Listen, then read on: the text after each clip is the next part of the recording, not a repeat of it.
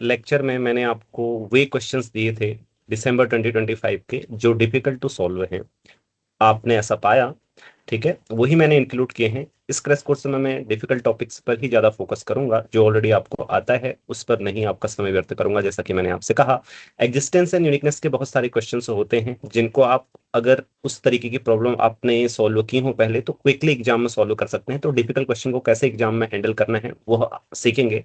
तो यह आज के इस सत्र में मैं आपको हल करा रहा हूँ उन क्वेश्चन को, ठीक है। मैं थोड़ा सा सॉल्यूशन भी लिख दूंगा आज आपके लिए, आपको नोट्स बनाने की जरूरत नहीं है। जो शॉर्ट चीजें आपको लिखनी होंगी लिख लेना, मैं लेटेक्स करके भी दे दूंगा इसके बाद विद सॉल्यूशंस, ठीक है, सब कुछ। बस आप ध्यान से समझिएगा, क्योंकि इसमें जो ये आपको मैं ट्रिक बताऊंगा या तरीका बताऊंगा सॉल्व करने का इस क्वेश्चन में, लगभग एग्जिस्टेंस एंड यूनिकनेस के सारे क्वेश्चंस में पीछे से मैं देखता आ रहा हूँ, यही चीज लगती है, ठीक है। एनबीएचएम हो, सीसैट नेट हो, और मैंने कई बार ये करवाया भी हुआ है ऑलरेडी। जिन बच्चों ने ये सब चीजें पहले पढ़ी होंगी तो वो इन क्वेश्चनों को क्विकली कर पाए होंगे, अदरवाइज जो नहीं कर पाए तो वो अब सीखेंगे, ठीक है। तो कल मैंने आपके लिए हिंट दिया था, लगभग कोई भी इसको सॉल्व नहीं कर पाया। अब आप में से एक दो बच्चों ने बोला कि हमने सॉल्व कर लिया, लेकिन बहुत सारे 80 स्टूडेंट्स हैं, तो उनमें से देखो, अभी घर में सॉल्व नहीं हो रहा है तो फिर एग्जाम में कैसा होगा? एग्जाम में क्यों नहीं हो रहा है या घर में क्यों नहीं हो रहा है? क्योंकि हमें पता नहीं है, इस तरीके के प्रॉब्लम्स का अभ्यास नहीं है, ठीक है। अब देखो इसको कैसे करेंगे, तो स्टार्ट करें, चलिए। तो देखिए, consider the following statements, the initial value problem y dash equal to f y where f y equal to y cos y. ये आपको क्या दी हुई है? प्रॉब्लम दी हुई है, ठीक है। तो इस तरीके की जितनी भी प्रॉब्लम्स होंगी उनको इन्हीं तरीके से करना है, मैं आपको बता दूंगा कैसे करेंगे। y zero equal to zero पूछा है कि इसके पास एटमोस्ट वन सॉल्यूशन होगा, तो एक सॉल्यूशन तो हमको दिखाई दिया है, right. y zero is y equal to zero is the solution, सबको दिखाई दे रहा है ना। y equal to zero is the solution of this ODE. Now existence and uniqueness का क्या हम यूज कर सकते हैं? ये फंक्शन कंटिन्यूअस है लेकिन लिपचिट नहीं है, right. y is not Lipschitz, not function on any neighbourhood of zero. Zero. समझ गए ना सारे क्यों नहीं है किसी भी नेबरहुड में जीरो के? बहुत कठिन नहीं है, आप इसका डिफरेंशिएशन कीजिए विथ रेस्पेक्ट टू वाई और आप देखेंगे कि वो अनबाउंडेड आ रहा है इन नेबरहुड ऑफ जीरो, ठीक है। वो आसान काम कर लेंगे आप या मैं आपको करके दिखाऊं? जल्दी से बताएं। कर लेंगे सर। ठीक है, लेकिन फिर भी देख लीजिए, अगर आप del f by del y करेंगे उस फंक्शन का, एफ एफ वाई हमने उसको नाम दिया है, तो क्या आएगा आपके पास? Cos one by y minus one by y, यही आएगा या प्लस आएगा इधर? ये आएगा, राइट। हम्म तो ये अनबाउंडेड है, right. Y tends to infinity, मतलब वाई टेंस टू जीरो के around any interval containing zero, यह अनबाउंडेड है, जिसका जीरो लिमिट पॉइंट हो, ठीक है ना। Clear to everyone? क्योंकि ऐसी सीक्वेंस ले सकते हैं ना जिस पर ये वाला वन आए और इधर वाला फिक्स आएगा, और ये फिर वो जीरो की ओर टेंड करेगी, तो एंड टेंडिंग टू इन्फिनिटी पर ये इन्फिनिटी की ओर जाएगा, ठीक है, ऐसे कर सकते हो। So is unbounded. तो existence and uniqueness does not give guarantee, gives guarantee for the uniqueness of the solution, okay. So now लेकिन ऐसा नहीं है कि अगर लिपचिट नहीं हुआ तो फिर यूनिक सॉल्यूशन नहीं हो सकता, तो भी हो सकता है, ठीक है। हो भी सकता है, अब नहीं भी हो सकता है, अब हमें नहीं पता, लेकिन अब देखो इसमें एग्जिस्टेंस एंड यूनिकनेस कैसे लगती है, ओके, ऐसे लगेगी। सो फर्स्ट ऑफ ऑल आपको क्या करना है, जब भी इस तरीके की प्रॉब्लम्स होंगे, यहां पे वाई डैश आएगा, इस तरफ का जो फंक्शन है उसके जीरोस देखने हैं, ठीक है, ये ध्यान रखना। उसके जीरोज क्या हैं बताओ? अब वो क्यों देखने हैं? सारी इस तरीके की प्रॉब्लम्स जो होती हैं उनमें यही होता है, इसलिए, ठीक है। अभी नीचे वाली में भी और बहुत सारी प्रॉब्लम्स में ऐसे होता है। Equal to zero implies y equal to क्या होगा बताओ?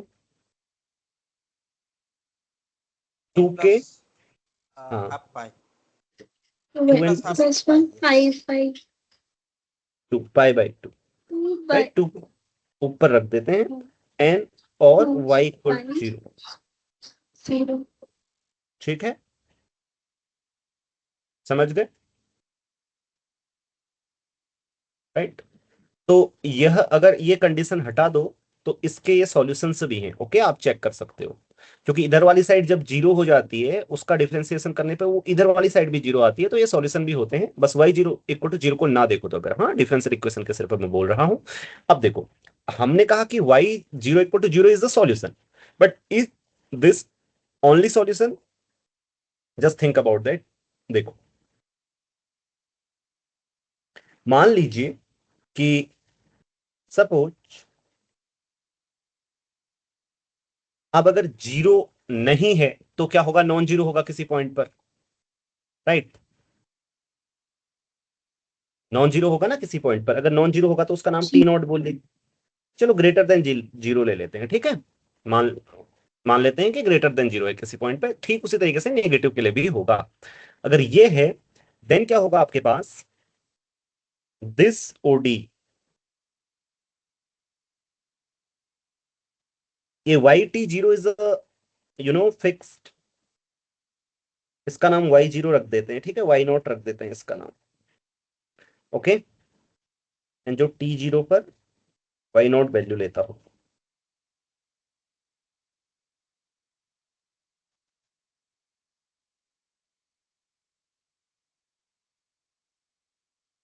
ओके, एक मिनट, हाँ, थोड़ा सा ये मैंने पहले लिख दिया, इसकी आवश्यकता नहीं है अभी। अब ये देखिए, ये आपकी जो जीरोज की सीक्वेंस है, ठीक है। पहले इसको समझने में आपको टाइम लगेगा, बट क्विकली आप सॉल्व कर पाएंगे एग्जाम में। बस इसका तरीका समझ लीजिए। सारी प्रॉब्लम्स ऐसे हैं, क्योंकि बहुत बार एक जैसी प्रॉब्लम्स करेंगे तो you will be able to solve very quickly. Okay, ये जो जीरो की ओर कन्वर्ज कर रही है ना सीक्वेंस, तो टी नॉट यहां होगा। तो choose n such that by, right? समझ गए? Sorry, actually this will be y not, not t not. मतलब मेरे कहने का मतलब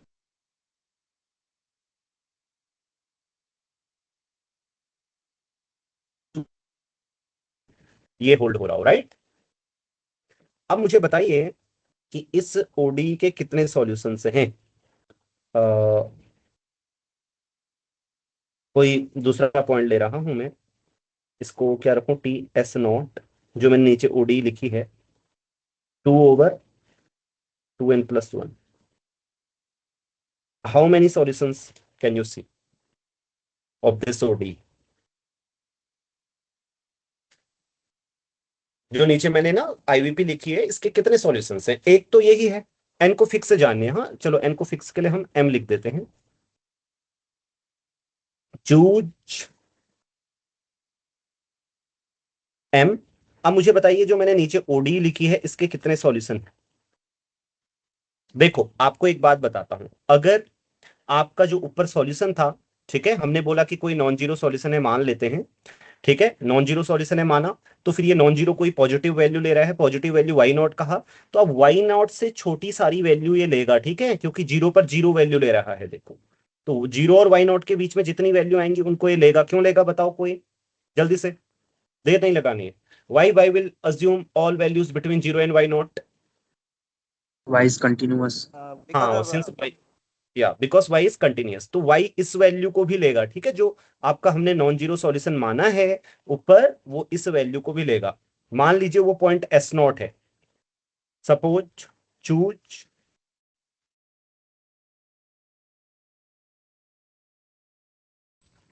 ये लिख देना आप कि and let y s not पर इस वैल्यू को लेता है, मान लीजिए 2/2m+1 × पाई। सो अब ये जो नीचे है, देखो, इसका एक सॉल्यूशन इस आईवीपी का 2/2m+1 पाई है ना, ये एक सॉल्यूशन है ना, क्योंकि ये कांस्टेंट फंक्शन, इसका तो सॉल्यूशन है ही, और it is taking everywhere this value, so S not पर भी ये वैल्यू लेगा, है ना। एंड सेकेंडली, जो आपका जो नॉन जीरो सॉल्यूशन आपने माना है, जो नॉन कांस्टेंट है, वो भी इसका सॉल्यूशन है, राइट? है ना, क्योंकि वो एस नॉट पर ये वैल्यू ले रहा है। और दो अलग अलग सॉल्यूशंस, लेकिन आपका ये जो फंक्शन है, ये फंक्शन आपका लिपचिट है in a neighbourhood of S naught, क्योंकि जीरो तो आप you can choose small neighbourhood of S naught, so जाए जीरो एक्सक्लूड हो जाए, मतलब लिमिट पॉइंट भी ना आए, तो वहां पर ये लिपचिट होगा, राइट, लोकली लिपचिट। जीरो को हटा दें तो लिपचिट है, सबको पता है। तो इस पर एग्जिस्टेंस एंड यूनिकनेस लगेगी। Existence and uniqueness will give you guarantee of one solution, but you get two solution. But why do you get two solution? तुम्हें two solution क्यों मिले, बताओ? वॉइस नहीं आ रहा है। क्योंकि आपने अज्यूम किया कि y नॉट क्या है, y आपका नॉन जीरो है, इसलिए y जीरो ही होना चाहिए, तो यूनिक सॉल्यूशन आया। ठीक है, वॉइस सभी को आ रहा है, ठीक है, और सभी को आ रही है ना मेरी वॉइस? जी हाँ, तो ठीक है। अब देखो, एक बार मैं एक उसमें बोलता हूँ, रिपीट करता हूँ, देखो ध्यान से समझना।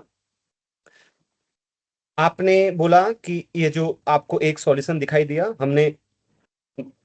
मैंने बोला कि इसका यूनिक सॉल्यूशन होगा, अगर वो मुझे प्रूव करना है तो देखो, चलिए मान लेते हैं किसी पॉइंट पर नॉन जीरो है, किसी पॉइंट पर नॉन जीरो है, तो ये नॉन जीरो वैल्यू को लेगा, मान लीजिए उस वैल्यू का नाम वाई नॉट रखते हैं, ये वाई नॉट। फिर मैंने आपसे क्या बोला कि एम को ऐसा चूज करो कि वाई नॉट से छोटा हो ये, क्योंकि ये सीक्वेंस जीरो पे जा रही है तो ऐसा पॉसिबल होगा। अब आपका जो नॉन जीरो सॉल्यूशन हमने माना है, क्योंकि वो तो कंटिन्यूअस है, तो वाई नॉट और जीरो के बीच में सारी वैल्यू लेगा, इसको भी कहीं ना कहीं पर ले रहा होगा, उस पॉइंट का नाम एस नॉट कहिए। तो आपकी ये जो आईवीपी ने मैंने स्टेट की है नीचे, इसके पास दो सॉल्यूशंस आ रहे हैं, राइट, बस यही, above IVP has two solutions defined on neighborhood of S naught, but by existence and uniqueness, and which violates existence and uniqueness. Okay, बस इतना ही है।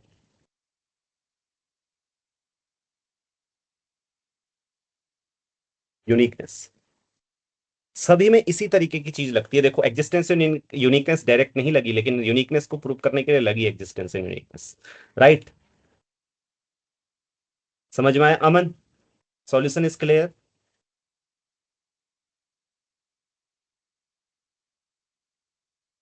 कंप्लीटली रियल एनालिसिस है। सर ये हम्म, सर एक एक सॉल्यूशन तो ये पाया कि y of S naught y x equal to 2 by 2m plus 1 pi, ये कांस्टेंट फंक्शन, ये एक सॉल्यूशन है। राइट, तो दूसरा सॉल्यूशन कहाँ पे? दूसरा दूसरा solution solution, right, let me tell you that आपने क्या अज्यूम किया कि इसका पहले हमने बोला कि zero is the only solution of, right? Suppose on the contrary, assume okay assume contrary, there is a non-zero solution, right? So if there is a non-zero okay. solution, it will take non-zero value somewhere, right? अब वही वाला solution जो non zero solution है, मैंने बोला है कि greater than zero value लेता है, लेस देन जीरो के लिए सेम तरीका है। हाँ, अगर ये ग्रेटर देन जीरो वैल्यू लेता है, अब ये सॉल्यूशन है इसका, इसका, ठीक है, इसका सॉल्यूशन है, ओके ये वाई नॉट वैल्यू ले रहा है, इसलिए इस कांस्टेंट तो नहीं है, और यही सॉल्यूशन इसका भी है, देखो, राइट? मैंने क्या बोला? अच्छा अच्छा अच्छा, right, okay okay okay, I understood, okay okay okay okay, same ठीक है चीजें लगेंगी बहुत सारे क्वेश्चंस में, आपने देखा होगा एनबीएचएम के हैं या अन्य चीजें हैं, ठीक है? तो अभी पूछ लो, इसमें कोई डाउट है तो किसी को, आपसे इंटरव्यूज में यही पूछते हैं, एग्जिस्टेंस एंड यूनिकनेस में ऐसे साम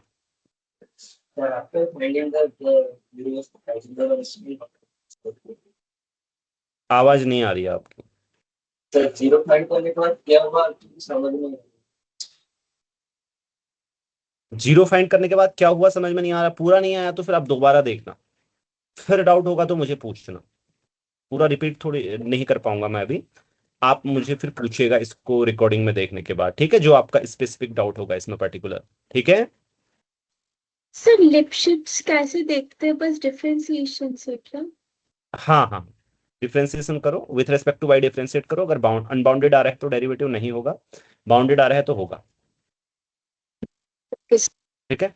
क्योंकि वो केवल जीरो के नेबरहुड में, इसका जीरो के नेबरहुड में नहीं होगा, या इस टाइप के इंटरवल्स में, मान लो 0 to x, मतलब जिसका जीरो लिमिट पॉइंट हो, अदरवाइज ये होगा। जैसे यहाँ एस नॉट था, एस नॉट का कोई नेबरहुड लो यहाँ पे ना, ये एस नॉट नहीं है बाय द वे, हाँ सॉरी, एस नॉट, यहाँ पे नहीं है s naught, I mean to say s naught zero से अलग पॉइंट है। ओके, तो ये ध्यान रहे ना, सबको पता है ना जीरो से अलग पॉइंट है एस नॉट, क्योंकि y zero equal to zero है वैल्यू, ठीक है, इसलिए तो जीरो से अलग पॉइंट है, तो उसके नेबरहुड में, एस नॉट के नेबरहुड में तो लिपचिट रहेगा ये, तो इस पर एग्जिस्टेंस एंड यूनिकनेस अप्लाई होगी। ठीक है, बढ़िया करके ओके सॉल्यूशन लिख के भी दे दूंगा मैं लेटेक्स में, don't worry, if you have any doubt please do ask me. अभी थोड़ा सा समय लगेगा आपको, लेकिन अगर आप एक बार इस तरीके से करना सीख गए you will solve quickly, because यही आती है, यही चीज लगती है हमेशा, मैंने देखा है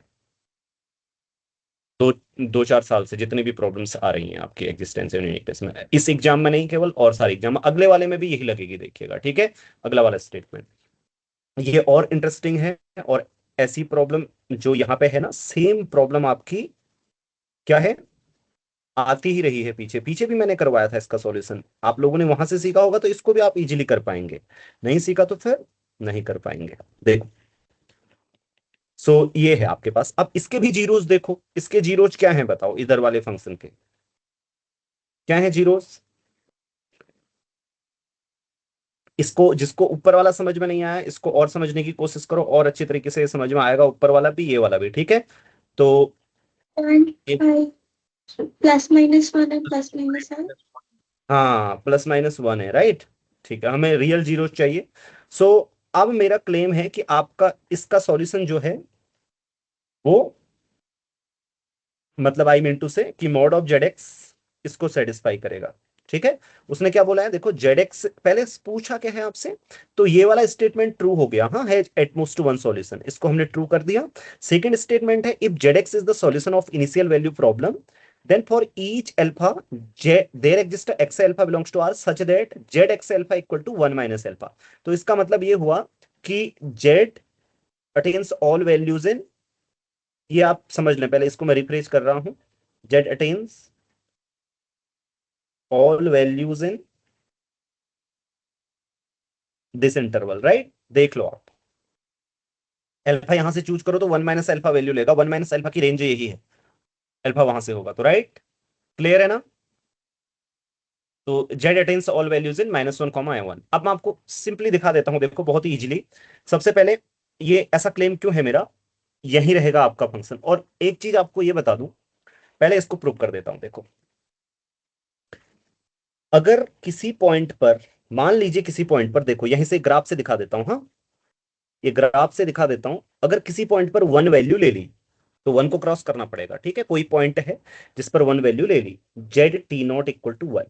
ठीक है, अब आप खुद देख पा रहे होंगे, एक तो ये वाला जो फंक्शन है, ठीक है, ये तो इसका सॉल्यूशन है ही, साथ ही जीरो से पास होगा, है सॉरी, मुझे इस ग्राफ को थोड़ा सा, अब मैं कर्व को तो नहीं सुधार सकता, लेकिन कोऑर्डिनेट एक्सेस को सुधार सकता हूं, तो ये ठीक है, जीरो से ये पास होगा, आई मीन टू से, चलो किसी पॉइंट पर इसने 1 ले लिया, ठीक है, ये जीरो से भी पास हो रहा है, और ये मोनोटोनिकली इंक्रीजिंग है एक्चुअली, क्यों है वो आप देख पा रहे होंगे। मान लीजिए किसी पर इसने, मैंने क्या बोला कि जेड एक्स बाउंडेड होगा इससे 1 से, राइट, और भी स्ट्रिक्टली होगा, ये स्ट्रिक्टली क्यों होगा अभी बताता हूं। देखो, z zero equal to zero है, ठीक है, अगर यह 1 से बड़ी वैल्यू लेगा या 1 लेगा तो इसको ये क्रॉस करनी पड़ेगी ये लाइन, राइट, इसके ग्राफ को, या नीचे से, वो मैं नीचे के लिए अलग से बताऊंगा, पहले आप यहां के लिए समझो, सेम चीज लगेगी दोनों में। ठीक है ना, इसको क्रॉस करेगा ना, कंटिन्यूअस फंक्शन है, बिना 1 लिए तो नहीं जा सकता बाहर।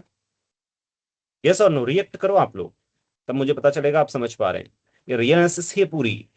आप वो बहुत सारे लोग बच्चे बोलते हैं मैंने तो ओडी पढ़ी नहीं है सर, क्रैश कोर्स में आप नया है, जरूरत ही नहीं है, ये तो रियल एनालिसिस है पूरी, डिफरेंशिएशन है।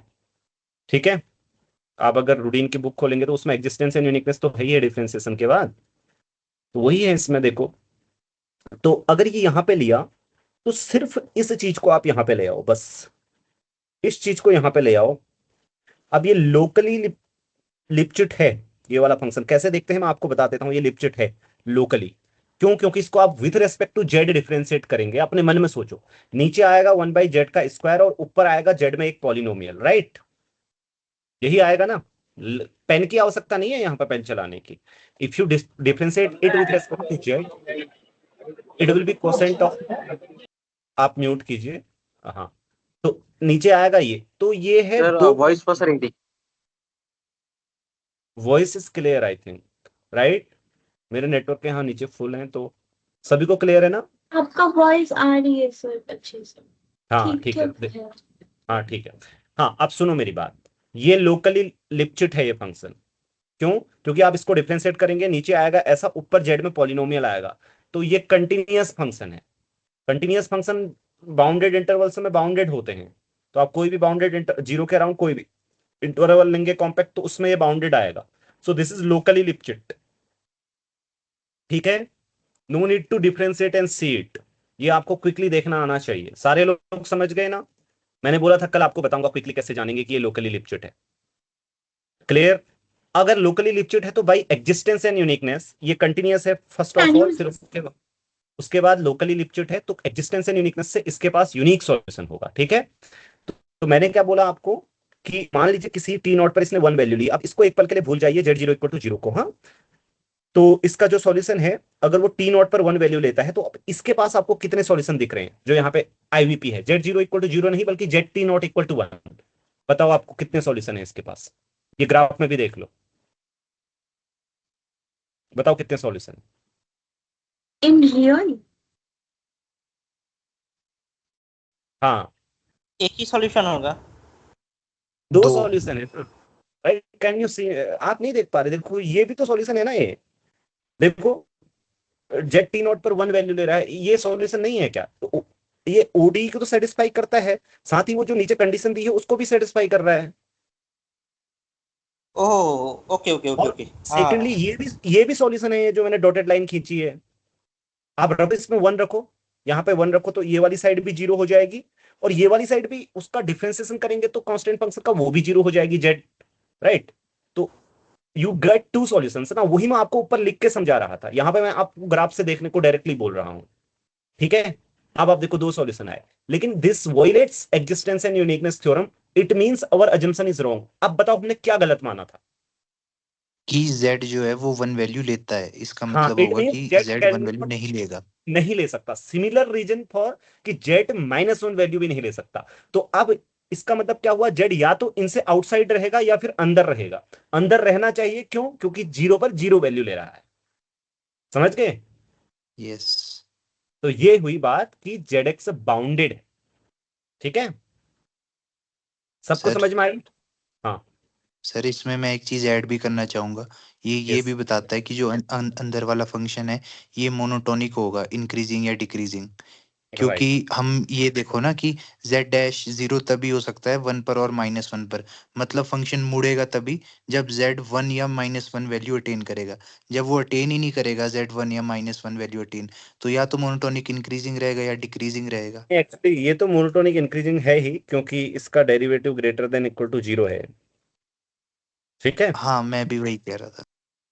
ठीक है बच्चों, अब ये काम भी आने वाला है आगे, मोनोटोनिक इंक्रीजिंग। ये आप लोग समझ गए क्या? मुझे बताओ,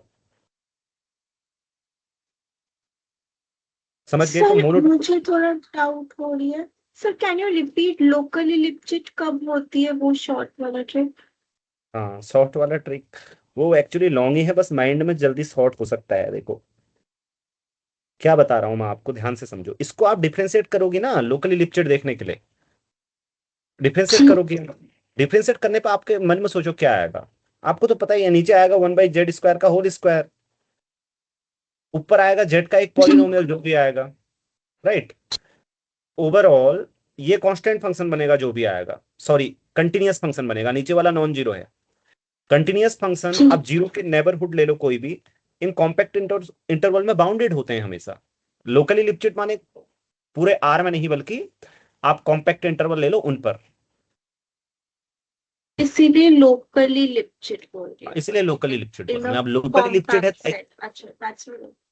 एग्जिस्टेंस एंड यूनिकनेस थ्योरम क्या देगी आपको? गारंटी देगी यूनिक सॉल्यूशन की, ये बात, ठीक है? तो एग्जिस्टेंस एंड यूनिकनेस थ्योरम लग रही है, ये तो आप लोग क्विकली देख पाओ, ऐसा होना चाहिए बच्चों, ठीक है? तब आप इनको सॉल्व कर पाओगे। भले ही मैं एक्सप्लेन करने में आपको टाइम लूंगा, बट सच बोल रहा हूँ एग्जाम में ये बिल्कुल भी डिफिकल्ट नहीं है सॉल्व करने, अगर आपने ये सीखा है, क्योंकि एक ही चीज लगती है हमेशा। आप अभी देखो ना, मैं आपको एक लिस्ट भेजूंगा ऐसे क्वेश्चंस की, एक प्ले लिस्ट बना के, सब में देखना एक चीज लग रही होगी, यही चीज, बस अलग अलग फंक्शन बदल गए होंगे, कहीं कुछ हो गया होगा, कहीं कुछ हो गया होगा, every time you will get कि सेम थिंग आ रही है। मैं तो चाहता हूं कि एक लेक्चर ही करूंगा अब मैं, एग्जिस्टेंस एंड यूनिकनेस, और ये आपका टेलर सीरीज और आपका स्टर्म कंपैरिजन थ्योरम, इन सब पर, ठीक है, ताकि आपके गेट के लिए भी प्रिपेयर हो जाएगा और नेट के लिए भी। और वो क्वेश्चन जो डिफिकल्ट हैं, जो आपको लग रहा है कि नहीं हो रहे हमसे एग्जाम में, या जो अभी तक आपने सॉल्यूशन नहीं किए, उनको करूंगा, उनको नहीं जो इजी हैं और आप कर ले रहे हो, आपका टाइम खराब नहीं करने वाला मैं, ठीक है। तो उसका लेक्चर मैं कल करूंगा, थ्योरी जिसमें समझाऊंगा आपको, ठीक है, प्रूफ भी कर दूंगा सारी चीजें, और ताकि फिर आपको एट द एंड रिजल्ट भी दे दूंगा और लेटेक करके दे दूंगा पूरा वो पीडीएफ, ठीक है, समझ जी गए? सर, और दो सोल्यूशन आपने बताया, एक है z और 0 इक्वल्स टू 0, राइट, हाँ। and another one is z of t naught equals to 1. That one are you नहीं, telling? ऐसा नहीं बताया मैंने, जेड और zero equal to zero solution नहीं है इसका। इसका एक solution existence and uniqueness guarantee देगी, जो जीरो पर जीरो वैल्यू ले रहा है। मैंने बोला वो सॉल्यूशन इसको सेटिस्फाई करेगा, ये मेरा क्लेम था ये, ठीक है। अब मैं लिख देता हूं, देखो, क्लेम, वो सॉल्यूशन ये सेटिस्फाई करेगा। इफ नॉट, मैंने क्या बोला, इफ नॉट, अज्यूम कि कोई टी नॉट है, assume there is a t naught in R such that z of t naught equal to 1, ठीक है। देन मैंने बोला this following ODE, following IVP, ये मैंने बोला हैज टू सॉल्यूशंस, एक जो जिसको आपने जेड नेम दिया है, and z T naught equal to 1 has two solutions, ये मैंने बोला, टू सॉल्यूशंस, नेमली, अब वही मैंने उसको actually z equal to 1, and ऊपर वाले को जेड ही नेम दिया है मैंने, नेम नहीं लिख रहा हूं मैं, has two solutions, okay. Constant function 1, constant function 1, and another is of, another is z, जिसको आपने जेड से डिनोट किया, ठीक है, समझ में आई बात? जी सर, जी सर। हाँ, ठीक है ना, ये यहाँ पे और यहाँ ग्राफ में पे भी जो दिख, हाँ, सर यहाँ पे जो जेड है वो 1 तो वैल्यू ले नहीं रहा है, मतलब 1 और -1 के बीच में है, तो फिर 1 कैसे सोल्यूशन होगा इसका? नहीं आप समझे नहीं, देखो मैंने क्या ये क्लेम किया है, अपने क्लेम को प्रूव करने के लिए ये वे हैं, अज्यूम कॉन्ट्ररी की 1 वैल्यू ले रहा है, ये हमारा अजम्पशन है, तो अब नीचे कॉन्ट्रडिक्शन पे पहुंचे तो इसका मतलब नहीं ले रहा होगा, प्रूव कर रहे हैं ना हम, ये ओके क्लेम सर। आपने मैंने किया ना, तो इस क्लेम को प्रूव करने के लिए क्या बोला मैंने, चलो मान लेते हैं 1 ले रहा है कहीं पर वैल्यू, तो आप 1 वैल्यू मानते हुए कॉन्ट्रडिक्शन लाऊंगा ना, कॉन्ट्रडिक्शन लाया, दो सॉल्यूशन हो गए, तो एग्जिस्टेंस एंड यूनिकनेस वही लेट हुई। इसका मतलब मानना गलत है मेरा कि 1 वैल्यू कहीं पे ले सकता है, सिमिलरली -1 भी नहीं ले सकता, ओके, ठीक है। यस सर, सर ये हमें पहले ही पता चल गया था एग्जिस्टेंस यूनिकनेस से कि इसके पास यूनिक सोल्यूशन होगा। अब इसको प्रूव करने के लिए हम लोग दो सोल्यूशन लेट करके कंट्राडिक्शन लाएंगे कि नहीं हो नहीं सकते नहीं, दो सोल्यूशन। आप लिसन, इसका एग्जिस्टेंस एंड यूनिकनेस से यूनिक सॉल्यूशन है, वो हमें पता है। हम यहाँ यूनिकनेस प्रूफ नहीं कर रहे सॉल्यूशन की, हम प्रूफ कर रहे हैं कि वो सॉल्यूशन बाउंडेड है, वो सॉल्यूशन 1 से बड़ी वैल्यू नहीं लेता, ये प्रूफ कर रहे हैं। सॉल्यूशन तो यूनिक है ही, क्योंकि ये लोकली लिपचिट है, और existence and uniqueness theorem guarantee देगी कि इसका यूनिक सॉल्यूशन है। अभी हम ऊपर वाले में किया था हमने यूनिक सॉल्यूशन प्रूफ, क्योंकि उसमें वो नहीं लगी थी थ्योरम, एग्जिस्टेंस एंड यूनिकनेस। यहां पे अभी पूरा नहीं हुआ है सॉल्यूशन, अभी तो सिर्फ ये क्लेम मैंने पूरा किया है, अभी सॉल्यूशन आगे क्या कहता है वो देखो, ठीक है। अभी हमने बोला कि तो जेड एक्स ये यस सर। सेटिस्फाई करता है, ठीक है। ये यहां से क्लियरली देखो, बहुत आसान है यहां से समझना। आप ऐसे सोचो कि कोई एक सा मोनोटोनिक इंक्रीजिंग भी होगा सॉल्यूशन, ऐसा है मान लो, तो उसके बाद अगर 1 को क्रॉस करता है तो ये वाला जो ग्राफ है और ये वाला फंक्शन दोनों इसके सॉल्यूशन है, सिंपली दिख रहे हैं वो, क्योंकि यहाँ पे 1 पुट करके देखो, और ऑलरेडी जो सॉल्यूशन आपको इसका मिला था वो तो है ही इसका सॉल्यूशन, सिंपल सी बात है, राइट। ये तो मैंने नीचे लिखा है, ठीक है ना। तो अब देखो अगला वाला, इसको कि z x takes all values. अब हमें पता चल गया कि जेड अटेन्स ऑल वैल्यूज, ये वाला मेरा क्लेम देखो, इन अब इसको भी ग्राफ से देखो, अगर आप आपके पास सोचो, सबसे पहले बात बता देता हूं, मैक्सिमल इंटरवल, ये आपके लिए होमवर्क है, मैं कल करा भी दूंगा। Maximal interval of solution is, कोई बता सकता है जल्दी से?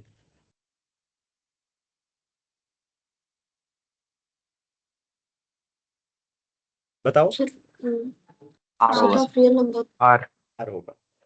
वो मैं आपको बता देता हूँ क्यों। क्योंकि जब वो आप ना m फाइंड करते हैं ना, a, b बाई m, तो ये सॉल्यूशन बाउंडेड होने की वजह से m इंडिपेंडेंट ऑफ z आ जाएगा, I mean to b independent आ जाएगा, यहाँ पे कुछ फिक्स क्वांटिटी आ जाएगी, और फिर आप इजीली प्रूव कर सकते हैं कि मैक्सिमल इंटरवल r होता है। मैं ये भी करके आपको दे दूंगा, ठीक है, उसकी थ्योरी में। ठीक है, ये आपको पहले से पता होना चाहिए, मतलब ऐसी प्रॉब्लम। ठीक है, नहीं तो आप ट्राई करना है ऐसा कि मान लो कि जो इधर वाला फंक्शन है उसका जो बाउंड है इंडिपेंडेंट ऑफ बी आ जाता है। आप ऐसा करते होंगे, आपको याद होगा, इसका मिनिमम चूज करो h इक्वल टू, ठीक है ना, ये सब आपको याद होगा एग्जिस्टेंस एंड वीकनेस में, ये आपने क्या होगा, इतना सब पढ़ते हैं, ठीक है ना। तो m जो है इंडिपेंडेंट ऑफ b आएगा यहाँ, क्योंकि आपको z के बाउंड मिल गए, तो वही रीजन है बस। आप क्या कर सकते हो, वही रीजन है, आई मीन जस्ट ट्राई, अगर आपने नहीं किया है तो।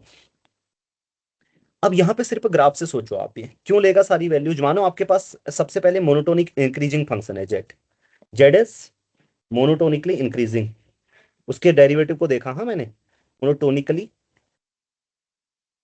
Increasing function, increasing function, monotonically increasing function. अगर ये मोनोटोनिकली इंक्रीजिंग है, तो अब आप सोचो पूरे आर पर भी ये डिफाइंड है, तो ये ऐसा दिखना चाहिए या नहीं दिखना चाहिए, आप सोचो इस तरीके का। आपको क्या, लिमिट तो एग्जिस्ट करेगी ही हर जगह, ये मेरा क्लेम है, ऐसा दिखना चाहिए। यानी कि जो स्लोप है ना एंड में, वो जीरो की ओर टेंड करना चाहिए। जीरो की ओर टेंड कब करेगा स्लोप, देखो, limit z tends to infinity यहां से आ जाएगी जब जेड वन की ओर टेंड करेगा, ठीक है, तो वन माइनस वन ये जीरो आएगा। अदरवाइज अगर वन की ओर टेंड नहीं करेगा, कोई एम वैल्यू होगी तो नहीं आएगा, ठीक है। और ठीक नीचे वाले एंड के लिए भी, हाँ, मैं अभी तो वो भी लिखूंगा, इसका प्रूफ भी करके दूंगा आपको। मैं ग्राफ से सोचो पहले रहा हूं, आपको पता कैसे चलेगा पहले, ठीक है। अब आप नीचे इसका प्रूफ करके देता हूं आपको, ठीक है, समझ में आई बात। देखो, z is monotonically increasing, assume, अब मैं फिर अज्यूम कर रहा हूं कि there exist m less than n such that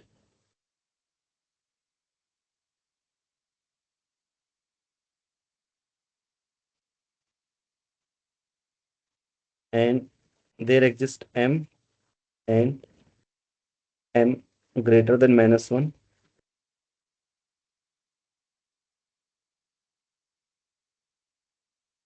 ठीक है,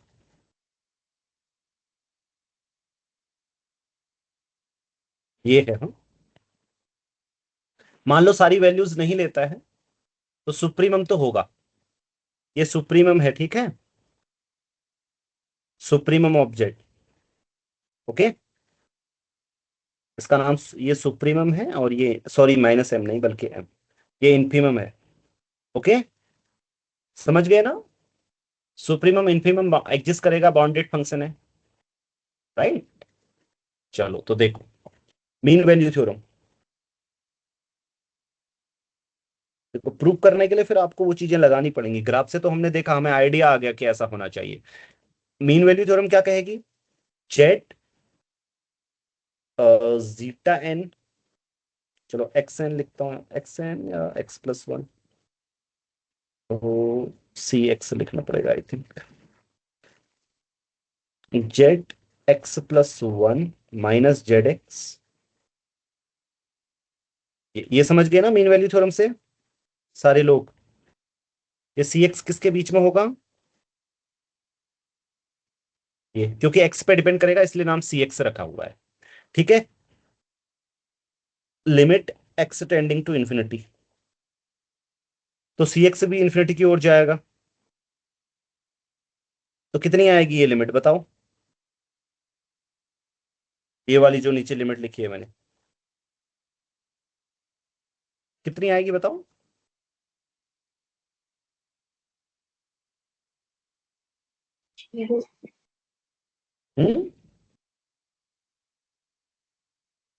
मोनोटोनिकली इंक्रीजिंग फंक्शन है तो क्या आएगा एक्सटेंडिंग टू इन्फिनिटी पर, बताओ।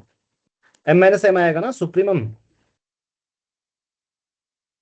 मोनोटोनिक इंक्रीजिंग फंक्शन की क्या होती है लिमिट एक्सटेंडिंग टू इन्फिनिटी पर, सुप्रीमम उसका तो जीरो आएगा, तो इसका मतलब स्लोप जीरो आनी चाहिए। लेकिन ऊपर भी हमारे पास एक चीज दी हुई है, ये यहां से भी लिमिट निकाली जा सकती है।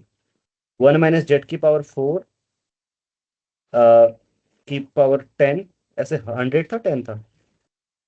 आप तो एग्जाम में कई बार ऐसा होता होगा, 100 एग्जाम में ऐसा होता होगा कि 100 पावर देख के ही भागो यार इधर से, ऐसे तो नहीं होता?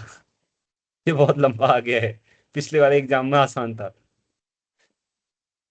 बाप रे बाप, 100 पावर, जबकि इसका कुछ कोई बहुत बड़ा रोल है नहीं 100 पावर का। चाहे यहाँ 1 करोड़ भी रख देते तो कोई फर्क पड़ने वाला नहीं था, राइट? या पड़ता? थोड़ा जीरोज में पड़ सकता था, राइट? फिर भी 1 और -1 से तो बाहर जाना ही नहीं है उसने, राइट? सो यहां से भी लिमिट निकल सकती है, limit z tends to infinity, derivative की लिमिट एग्जिस्ट कर रही है तो ऊपर किसी भी तरीके से आप फाइंड कर सकते हो, ठीक है? सो अब यहां से कितनी आ रही है लिमिट बताओ? 1 - m⁴ 100/1 - m 1 + m², right, which is not equal to zero, contradiction, right? तो क्या मानना गलत है आपका? सेम चीज एक्सटेंडिंग टू -∞ में करोगे तो इधर वाला भी कॉन्ट्राडिक्शन आ जाएगा, ठीक है? मतलब ये भी नहीं हो सकता, मतलब समझे इसका मतलब, ये जो m है ना ये पक्का 1 होना चाहिए, ताकि यहां पे भी 1 - 1, समझ गए? ताकि m की जगह 1 होना चाहिए, ताकि ये भी जीरो आएगा। क्लियर? ये मैंने प्रूफ लिखा है। आइडिया कहां से आया? ग्राफ से सोचा कि स्लोप लास्ट में जीरो की ओर टेंड करेगा। फिर मैंने सोचा इसको देखकर, अगर स्लोप स्लोप जीरो की ओर कब टेंड करेगा? जब z1 की ओर टेंड करेगा। अच्छा, तो z1 की ओर टेंड करना चाहिए, तो अब इसको कैसे प्रूफ करूं? फिर प्रूफ करने के लिए फिर टूल्स के बारे में सोचो, ठीक है? आइडिया वहां से आएगा। एकदम नहीं पता चलेगा कि मीन वैल्यू थ्योरम लगानी है, कि ऐसा करना है, ये करना है। सब पता चल रहा है ना? कैसे पता करेंगे? आप जब इंटरव्यू में बैठे होगे, ओडी पीडी के जब आप बैठे होगे ना, नेट जेआरएफ क्वालिफाई करने का, आपसे यही पूछेंगे वो, पक्का। इस तरीके की चीज है कि कैसे सर होगा, क्या होगा। हाँ सर ये लास्ट में ना x टेंड्स टू इन्फिनिटी लिखना चाहिए आपको, आपने z हाँ टेंड्स हाँ टू हाँ, इन्फिनिटी बिल्कुल लिखा, सही कहा आपने, thank you so much. Confusion हो जाता है ना सर। नहीं नहीं, कंफ्यूजन नहीं, वो गलत लिखा है मैंने, एक्सटेंडिंग टू इन्फिनिटी ही है वो, ठीक है? तो ये है इसका प्रूफ। अब हो सकता है, देखो मैंने आपको बड़ी गहराई से समझाया, आपके सारे प्रश्नों के भी उत्तर दिए, आपको लगेगा लंबा है, पर यकीन मानिए सारे क्वेश्चन में एक ही चीज लगती है, यही सेम टेक्निक। ये एनबीएचएम में भी आते हैं। एनबीएचएम में मैं आपको बता देता हूँ, 2024 का पहला क्वेश्चन ऐसा ही है, 2023 का क्वेश्चन नंबर 28 या 30 ऐसा है, ठीक है? या 2022 का है वो, ओके? एंड टीएफआर में 2024 का 9th नंबर क्वेश्चन भी मैंने अपनी बुक में भी ऐसे ही लिखा है, और मैंने बुक में लिखा था वहां पर, अगर आप मेरी बुक पढ़ेंगे तो मैंने बोला था कि I am letting you know the solution in a different way. हालांकि उसका सॉल्यूशन डायरेक्ट हो रहा था, मतलब जैसे आप डिफरेंशिएट वगैरह करके वेरिएबल सेपरेट करके, बट मैं आपको दूसरा तरीका बता रहा हूँ इसलिए क्योंकि इस तरीके के क्वेश्चन आते रहते हैं हमेशा। आप बुक में देख लीजिएगा, उसको लिखे तो बहुत टाइम हो गया, राइट? पिछले साल लिखी थी मैंने वो, अप्रैल के अराउंड, तो अब मुझे याद नहीं है कब लिखी, ठीक है? अप्रैल मई के अराउंड। तो वहां पे मैंने लिखा था, अगर आप वो भी पढ़े होते तो ये क्वेश्चन आप आराम से करते। वहां पे आप उसको देख लीजिएगा आप। और इसके अलावा कहाँ पे आए हैं, और नेट में 2020, मतलब दिसंबर वाला है 2000, एक क्वेश्चन आया है वो साइन करके समथिंग, जिसमें लोकल पीआईडी वाली प्रॉब्लम भी आई थी ना एक। वो आप कौन सा ईयर का एग्जाम है मुझे नहीं पता, एक एक दो एग्जाम पहले का, उसमें भी देखना सेम टेक्निक। और इससे पहले जो वो वाली प्रॉब्लम आई थी, y⁵ plus y⁴ plus dot dot dot 1 तक, y डैश इक्वल टू, ऐसी प्रॉब्लम आई थी ना आपके में, y⁵ 6 + 1 6 - 1 ऐसा, y⁵ 6 - 1 ऐसे करके, उसमें भी सेम। और वो जल्दी हो सकते हैं। अभी मैं एक साथ इनके आपको भेजूंगा एक साथ, ठीक है? चलो, तो ये हुआ। अब अगले वाले भी ओडी के हैं प्रॉब्लम्स। हाँ, आते हैं इस क्वेश्चन सर में। आप ये हाँ जी, हम बताइए क्या? सर आप ये पूरा लैटेक्स में भी लिख कर भेजेंगे ना? PDF? बिल्कुल बिल्कुल भेजूंगा, आप चिंता मत करिए, ठीक है। बस आप पढ़ ठीक है लीजिएगा सर। सारे, ठीक है। ठीक है फिर। हाँ सर ये जो लास्ट वाला था इसमें हमने जेड डैश को एक्सटेंड टू इन्फिनिटी पे क्यों चेक किया कि ये नॉन जीरो वैल्यू ले रहा है? इससे क्या किसको? देखेंगे?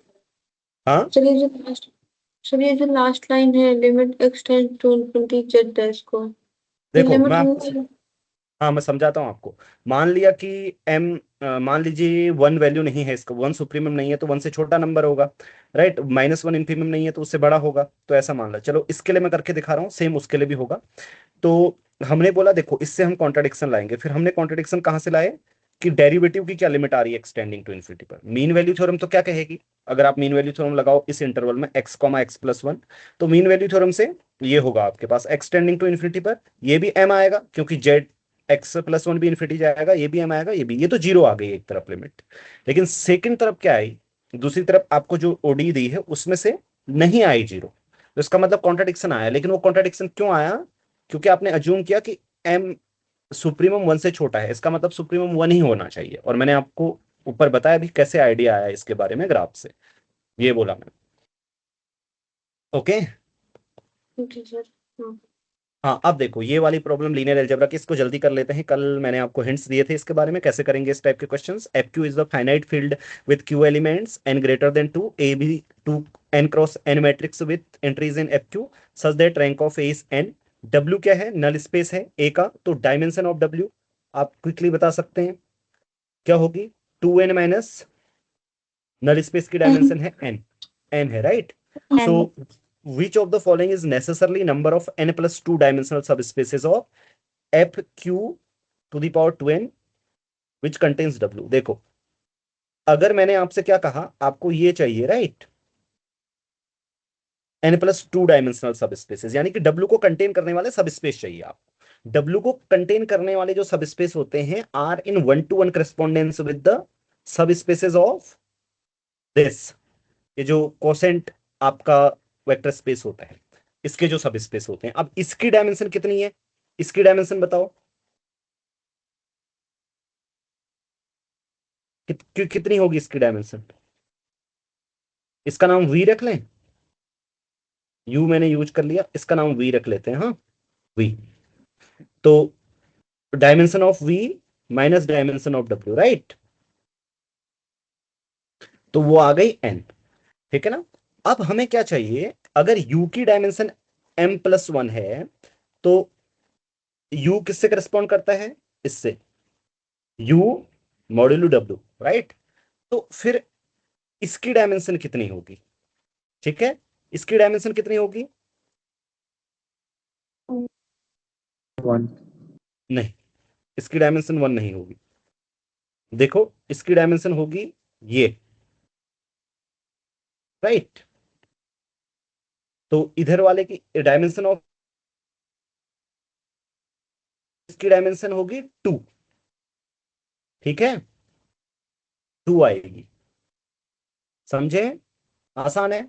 तो हमें वी नीड टू चेक, अब अगर यहां n प्लस 2 डायमेंशनल सबस्पेस होगा it will correspond to a 2 dimensional subspace of, sorry n plus 2 dimensional subspace will correspond to a 2 dimensional subspace of this, and any 2 dimensional subspace क्या होगा, किसी n plus 2 dimensional subspace से correspond करेगा, मतलब समझ गए। तो we just need to count इसके पास number of 2 dimensional subspaces of this, ठीक है ना। अब number of 2 dimensional subspaces of a vector space of dimension n, वो तो हम निकाल सकते हैं, वो तो यहां आपको पता ही है ऑलरेडी, आपको फॉर्मूला आता होगा राइट, ये है नीचे लिखा हुआ, number of subspaces of 2 dimensional subspaces of a vector space of dimension n। तो मैं असिस्टेंट प्रोफेसर का एक इंटरव्यू दे रहा था, उसमें मुझसे ये पूछ रहे थे कि m dimensional subspace of n dimensional vector space, उनका नंबर बताओ। मैंने स्टार्ट किया, प्रूफ लिखा, बोले नहीं नंबर चाहिए, नंबर तो मैं बता रहा हूं, नहीं नहीं, प्रूफ मत करें, नंबर बताएं सिर्फ। मैंने कहा ठीक है ये है नंबर। उन्होंने क्यों पूछा ही नहीं। मैंने कहा क्यों ही नहीं पूछ रहे। फिर उसके बाद 2-4 क्वेश्चन और पूछे, क्यों किसी ने पूछा ही नहीं। जब जब इंटरव्यू है, अगर उसका सब्जेक्ट नॉलेज टेस्ट देखोगे तो आप वो ऐसे लेवल का है, आप क्या बताऊं आपको, बहुत ही शानदार। वो कौन इंटरव्यू सी यूनिवर्सिटी से? यूनिवर्सिटी नहीं है, मैं आपको उसमें बताऊंगा, बाद में बताऊंगा उसको, ठीक है, एक वीडियो में शेयर करूंगा वो एक्सपीरियंस। चलो अब आते हैं इसमें। देखो ये वाला भी बहुत आसान है, बहुत आसान। क्या दिया हुआ है आपको, सबसे पहले डेसिमल एक्सपेंशन दिया हुआ है, ठीक है। इसके डेसिमल एक्सपेंशन को हम ऐसे डिनोट करेंगे, A1 A2 dot dot dot A2025, ठीक है, समझ गए। अब हमें क्या दिया है समझो पहले, ये 0-1 में, ये 0-1 इंटरवल है, and let beta n be the strictly increasing sequence of positive real numbers, ठीक है ना, that converts to alpha. Alpha मान लीजिए यहां है, ठीक है, और beta n strictly increasing sequence है तो लेफ्ट में होनी चाहिए, राइट, नहीं तो डिक्रीजिंग हो जाएगी, उस साइड होगी तो, समझ गए। अब हर किसी बीटा एन का अपना एक डेसिमल एक्सपेंशन होगा, राइट, तो वो यहां पे इसने ऐसे डिनोट करेंगे बोला है डेसिमल एक्सपेंशन को। तो बीटा एन का डेसिमल एक्सपेंशन कैसे होगा डिनोट, ऐसे 0.βn1 βn2, वो नीचे कॉमा है तो मैं नहीं लिख रहा हूँ, हाँ मैं N1 N2 लिख रहा हूँ, कंफ्यूजन ना बने आपको, ठीक है, βn3, समझ गए ना, ऐसे करके। ये क्वेश्चन समझ लो पहले। तो देखो बीटा एन एन एल यहां से आएंगे,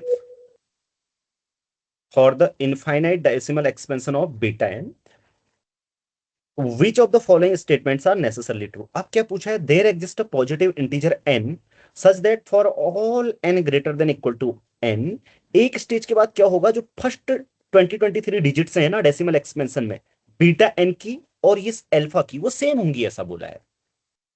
देखो ऐसा सेम क्यों होना चाहिए, ये भी बहुत आसान है। अगर आप सोचो, अगर आप यहाँ पे, ये आपका अल्फा है, राइट, इसको थोड़ा सा बड़ा कर लेते हैं समझने के लिए, ठीक है, ये आपका अल्फा है, एग्जाम में क्विकली हो सकते हैं, अल्फा है। अगर यहाँ पे आप ये रियल नंबर ले लो 0.A1 dot dot dot A2023 और उसके बाद 0 0 है, हाँ सॉरी, तो अब मुझे बताओ कि ये अल्फा से छोटा नंबर है ना, तो बीटा एन क्योंकि कन्वर्ज कर रहे हैं अल्फा पर, एक एन तो ऐसा एग्जिस्ट करेगा ना कि beta n plus one dot dot dot, ये सारे क्या होंगे, इसके अंदर आएंगे, है ना, because beta n is converging to alpha. तो एक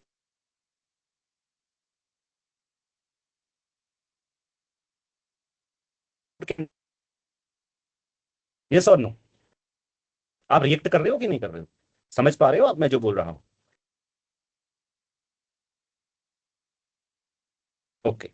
तो अब आप अगर कोई भी नंबर यहां हो तो उसकी ऑब्वियसली ये सारी डिजिट सेम होंगी। अगर बीटा एन यहां है तो बीटा एन कैसा दिखना चाहिए आप बताओ, सारे बीटा एन प्लस वन ये सारे तो ऐसे दिखने चाहिए, 2023 डिजिट तो ऐसी आनी चाहिए, बात की पता नहीं हमें, ठीक है ना, क्लियर बात है, ओके। हाँ, तो पहला वाला ट्रू हो गया, सेम रीजन है 2024 के लिए भी ऐसा होगा, ठीक है ना, 2024 डिजिट सेम होंगी एक स्टेज के बाद, लेकिन ये यहां पर सेम नहीं होंगी ऐसा बता रहा है, देखो, क्योंकि ये बता रहा है कि डिजिट्स में अंतर है एक स्टेज के बाद। क्या अंतर है, अगर आप क्या करेंगे, A2024 जो डिजिट होगी उसमें से बीटा एन की 2024 डिजिट घटाएंगे तो 1 आएगा एक स्टेज के बाद। ये गलत बोल रहा है, क्योंकि जैसा मैंने अभी फर्स्ट ऑप्शन में किया, सिमिलर आप वैसा ही कर सकते हैं, A2023 की जगह A2024 लिख लीजिए, राइट, बस सेम रीजन से फर्स्ट की 2024 डिजिट्स बीटा एन की एक स्टेज के बाद वही होंगी जो अल्फा की है, ठीक है ना, सबको समझ में आया, मतलब बीटा एन्स की, क्लियर, पहला वाला सही, चौथा वाला रॉन्ग, एंड ये वाला भी एकदम गलत है, क्योंकि ये बोल रहा है कि बीटा एन रैशनल होने चाहिए इनफाइनेटली मैनी एन के लिए, क्योंकि इरेशनल नंबर की सीक्वेंस एग्जिस्ट कर सकती, सारे जिसमें इरेशनल हो और स्ट्रिक्टली इंक्रीजिंग भी हो, जैसे फॉर एग्जांपल अल्फा, तो अगर आपका रैशनल ही है, जो अल्फा रैशनल दिया हुआ है ना, तो अल्फा माइनस क्या ले लेंगे हम, सीक्वेंस ले लेंगे beta n equal to alpha minus √2 sufficiently small ताकि वो 0 से अंदर आए, ठीक है। यहाँ पे n प्लस 1 करोड़, ठीक है, 10⁻10, ठीक है ना, क्योंकि beta is n is a sequence in close interval, open interval 0 1। सो समझ गए, सफिशियंटली स्मॉल ऐड कर देना n प्लस में, सफिशियंटली लार्ज ऐड कर देना आई मीन टू से, ठीक है। तो फिर ये भी गलत हो जाएगा क्योंकि ये सारे इरेशनल नंबर्स हैं और ये स्ट्रिक्टली इंक्रीजिंग सीक्वेंस भी है। अब सेकेंडली ये वाली चीज, there exist a positive integer n such that for all n, क्या होगा फिर वही एक स्टेज के बाद क्या होगा, डिजिट्स में 1 का अंतर होगा। तो आप लोग बता सकते हैं क्या, कौन कौन बता सकते हैं? सेम देखो ना, अब ये भी वही सीक्वेंस का कन्वर्जेंसी है ऑब्वियसली, कुछ नहीं है ज्यादा इसमें। आप देखो बीटा एन से हमेशा यहां रहेंगे, ये आपका अल्फा है। अब 2024 डिजिट एक स्टेज के बाद सेम हो जाएंगी, आपको पता है। मान लो यहां से 2024 डिजिट सेम है, अगर 2025 वाले डिजिट भी सेम हो जाते हो तो बीटा एन यहां से आगे को होंगे, फिर ये नहीं होंगे? आप बताओ, सेम हो जाते हो तो, राइट? ये सॉल्व नो। तो इसका मतलब यहां होने चाहिए। तो 2025 जो डिजिट होगी उसमें ऑब्वियसली आप क्या कर सकते हैं, एक का अंतर ला सकते हैं एक स्टेज के बाद। कैसे, समझ गए ना? मैं आपको समझाऊं, देखो आप इसको ऐसे लिख लो, ये आपका अल्फा है। अब एक रियल नंबर, क्योंकि इसकी 2025 वाली जो डिजिट है ना वो नॉन जीरो है, ठीक है, 2025 वाली डिजिट नॉन जीरो है। तो यहां पे वही नंबर लीजिए 0.A1 dot dot dot A 2025 -1, ठीक है। ये एक रियल नंबर है, हाँ, जैसे उसमें से 1 घटाया जा सकता है। तो अब जो यहां पे आएंगे बीटा एन, वो ठीक क्या होंगे, इसके बीच में होंगे, राइट। ये A 2020 जो 2025 डिजिट उनकी होगी बीटा एन की, यानी कि बीटा एन 2025 ये ऐसा सेटिस्फाई करेगा, राइट, क्योंकि अल्फा से ये, समझ गए ना? तो बस आ गया। तो डिफरेंस कितना होगा, 1 का, राइट। यस और नो? एक्चुअली ऐसा नहीं, बल्कि यहां पे बराबर होना चाहिए, ठीक है ना। आप पॉइंट आउट नहीं कर रहे हैं, इस साइड बराबर आना चाहिए ना, मतलब इसकी जो डिजिट यहां पर आएगी आई मीन टू से, वो तो बराबर होगी ना। तो इसलिए हमारे पास क्या हो जाएगा, ये बराबर आएगा BN 2025, तो वो आ जाएगा आई मीन टू से जो आपसे पूछा है ये वाला, ठीक है। क्लियर है ना सबको? सिंपल है ये कठिन काम नहीं है, ये 9th 10th का मैथमेटिक्स है अगर देखो तो, बस आपको अगर कन्वर्जेंस पता हो तो। क्लियर? एग्जाम में हो सकते हैं क्विकली, कुछ भी नहीं है, सारी चीज एक ही कॉन्सेप्ट पे टिकी है कि एक नंबर लो यहाँ पे, क्योंकि उससे आगे चले जाएंगे बीटा एन एक स्टेज के बाद, बस उसके अलावा 4 के 4 ऑप्शन सेम है, सब पर वही काम कर रहा है, कुछ अनोखा नहीं है। एग्जाम में भी क्विकली सॉल्व किया जा सकता है। हाँ जी, सेकंड वाला ऑप्शन फिर से बोलेंगे। कौन सा वाला?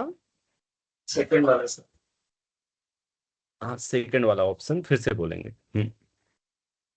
आप इस नंबर को कंसीडर कीजिए कि 0A1 dot dot dot A 2025 कोई तो डिजिट होगी ना, वो 0 नहीं है, ध्यान रखना।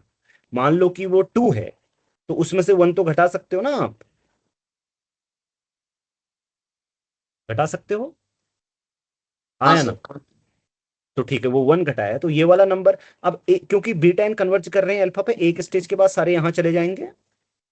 जब यहां चले जाएंगे सारे, तो उनका 2025 डिजिट क्या होगा आप बताओ? यहां तक सेम होनी चाहिए उनकी डिजिट, राइट। उसके बाद 2026 डिजिट जो भी होगी, लेकिन 2025 तक डिजिट्स ये होनी चाहिए, राइट, है ना? Yes sir. हाँ तो वही लिखा है मैंने, देखो ए 2025 माइनस वन क्या होगा, बीटा एन 2025 के बराबर एक स्टेज के बाद। तो बस यही उसने पूछा था। और यस सर। इससे छोटी क्यों होनी चाहिए, रीजन मैंने बताया। अब मान लो किसी की A1 से लेकर A 2025 तक सेम डिजिट्स हैं, तो वो तो यहाँ या यहाँ से आगे आएगा ना फिर, तो बीटा एन तो सारे पीछे हैं यहाँ है। बस ठीक है।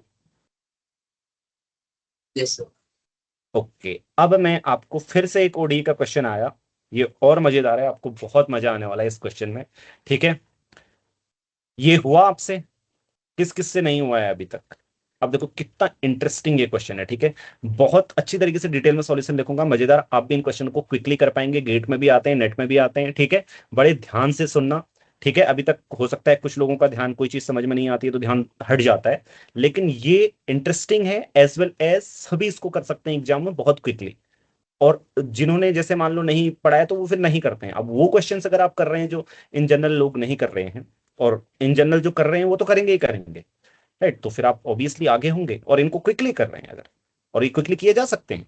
चलो देखते हैं कैसे इनको क्विकली किया जा सकता है। देखो,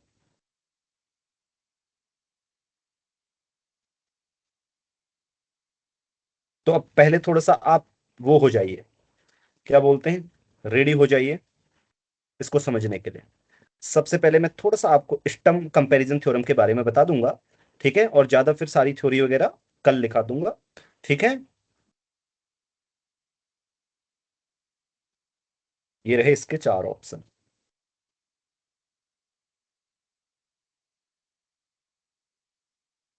चलो, इसमें मैंने आपको एक प्रॉब्लम भी दी थी कल।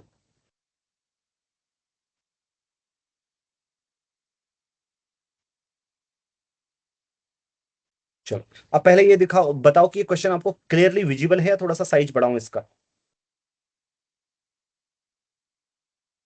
निधि,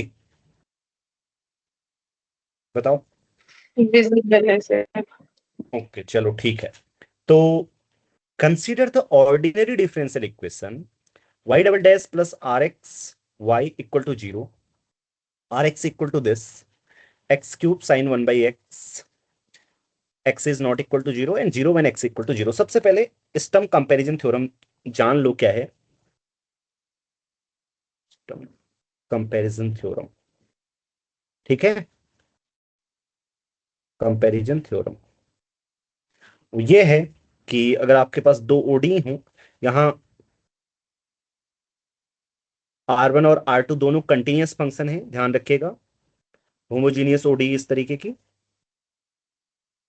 R2 Y, और आपके पास R2X, ये दो अलग अलग फंक्शन है ऑब्वियसली, एक ही फंक्शन नहीं है, R1 और R2, दो ओडी बोल रहा हूं तो।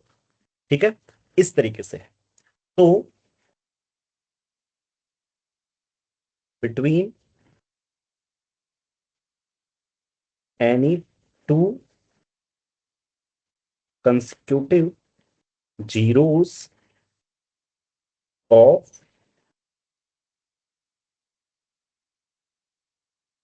ठीक है, y2 मान लीजिए टू का सॉल्यूशन है, हाँ, y2 there is exactly, there is at least one zero of y1। ठीक है, नॉन ट्रिवियल सॉल्यूशंस की बात हो रही है, हाँ, between any two consecutive zeros of y2। ठीक है, क्लियर, क्लियर है। सिस्टम कंपैरिजन थ्योरम क्या कहती है, इसी को हम लगाएंगे, इसकी थ्योरी और प्रूफ्स कल आपको एक अलग से लेक्चर दूंगा। ओडी की जितनी भी ये सारी चीजें हैं जिनके क्वेश्चन आप नहीं कर पा रहे हैं, ठीक है, उन सबको एक लेक्चर दूंगा और आप क्विकली भी कर पाएंगे उसके बाद। अभी के लिए इतना ध्यान में रखो, इतना आपको पहले से पता होना चाहिए। अब देखें दूसरा, पहला वाला भी हालांकि स्टम मतलब ये कंपैरिजन थ्योरम में ही आप पढ़ते हैं कि जीरो आइसोलेटेड होते हैं, बट वो यहीं पे प्रूव कर दूंगा मैं। ठीक है, जल्दी से देखो, पहला वाला ऑप्शन देखो आप, कि there exist non trivial solution of ODE. पहली बात, इसके दो नॉन ट्रिवियल सॉल्यूशंस होंगे, मतलब फंडामेंटल सेट ऑफ सॉल्यूशन जिसे बोलते हैं, लीनियरली इंडिपेंडेंट सॉल्यूशंस होंगे दो, right. Homogeneous linear differential equation of order 2 है ये, तो आपको ये थ्योरम तो पता होगी कि it has two linearly independent solutions. ठीक है, वैसे सॉल्यूशंस तो ज्यादा होंगे उनके सब linear combination, but two linearly independent solutions होंगे, राइट। तो इसने क्या बोला कि एक नॉन ट्रिवियल सॉल्यूशन होगा, तो और अल्फा बीटा आर में ऐसे होंगे कि इसके अंदर इनफाइनेटली मैंने जीरो होंगे किसी कॉम्पैक्ट इंटरवल के अंदर, राइट। तो क्या ऐसा पॉसिबल है? नहीं। तो लेट, मैं आपको बता देता हूं, देखो लेट फाइव कॉन्ट्राडिक्शन से कर रहे हैं, अज्यूम कर रहे हैं, मैं लिख नहीं रहा हूं लेट फाइव हियर कि कॉन्ट्राडिक्शन से कर रहा हूं, ऐसे अज्यूम कॉन्ट्रेरी वगैरह नहीं लिख रहा। तो हम मान रहे हैं कि मान लेते हैं किसी नॉन ट्रिवियल सॉल्यूशन के पास five year non trivial solution, trivial solution, और ये जो मैं लिख रहा हूं ये ऑलरेडी स्टर्म कंपैरिजन थ्योरम वाला जब आप लेक्चर पढ़ेंगे उसमें ऑलरेडी ये आप पढ़ते हैं, ठीक है, कि जीरो आइसोलेटेड होते हैं, तो ये उससे ही डायरेक्ट हो जाएगा, बट प्रूफ थोड़ा सा इंटरेस्टिंग है तो मैं लिख देता हूँ। Okay, so non trivial solution, और आप इसको एग्जाम में भी सोच सकते हैं, कोई अगर आपको पहले नहीं पता हो तो देखो, non trivial solution of given ODE ODE and it has infinitely many zeros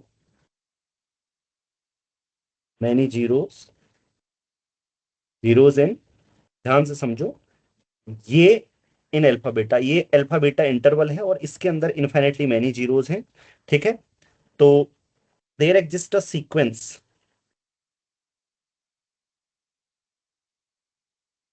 x1 x2 dot dot dot of zeros of five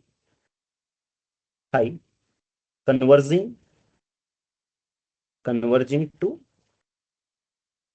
some limit point L belongs to alpha comma beta, ये सबको पता होगा। इसके अंदर infinitely many zeros हैं तो उनका एक लिमिट पॉइंट होगा, उन लिमिट पॉइंट पे एक सीक्वेंस जाएगी, तो उस सीक्वेंस को हम क्या बोल देते हैं, x1 x2 dot dot dot to, और वो लिमिट पॉइंट क्या होगा, अल्फा बीटा के इस इंटरवल के अंदर ही होगा क्योंकि ये कॉम्पैक्ट इंटरवल है, राइट। तो ये मैंने लिखा है ना। अब बाई कंटिन्यूटी ऑफ फाइव,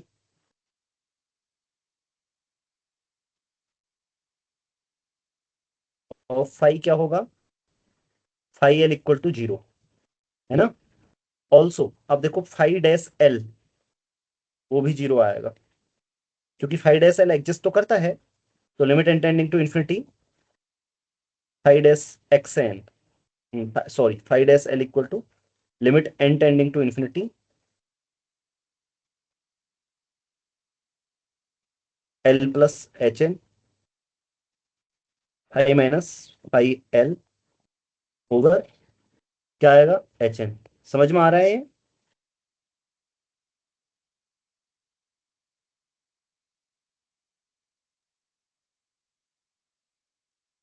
ये तो डिफरेंशियबिलिटी सिंपल डेफिनेशन है डिफरेंशियबिलिटी की, राइट। देखो कुछ अलग नहीं किया है मैंने, आपके पास ये एल है अगर यहाँ, तो किसी सीक्वेंस के अलोंग जा रहा हूं मैं इस एल की ओर, बस। अब वो सीक्वेंस ये भी हो सकती है x1 x2 dot dot dot, मान लो मोनोटोनिकली इंक्रीजिंग है, वो भी ले सकते हैं, या डिक्रीजिंग भी ले सकते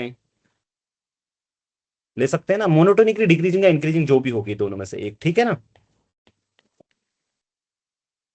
या तो ये मोनोटोनिकली डिक्रीजिंग होगी या मोनोटोनिकली इंक्रीजिंग होगी, एक तरफ ले सकते हैं ना मोनोटोन सीक्वेंस। रीएनालिसिस में पढ़ा होगा, every convergent sequence has a monotonic subsequence, so we can assume कि ये मोनोटोनिक है, ठीक है। तो कोई भी एक डेरिवेटिव निकाल सकते हो आप, ठीक है, क्योंकि डिफरेंशिएबल है तो कोई भी लेफ्ट हैंड डेरिवेटिव हो या एल और जो भी कंडीशन होगी, ठीक है। मैं सो अब मुझे बताओ, ये तो ऊपर वाला तो चीज हमेशा जीरो आ रही है, राइट, तो ये दिस इज जीरो, क्योंकि फाइव तो एक्सएन पर जीरो है ना, वो तो जीरोज हैं उसके, तो इसका मतलब five dash L is zero. अब आपके पास इसका इस ओडी का एक ऐसा सॉल्यूशन है जो फाइव एल पर भी जीरो दे रहा है, right. We have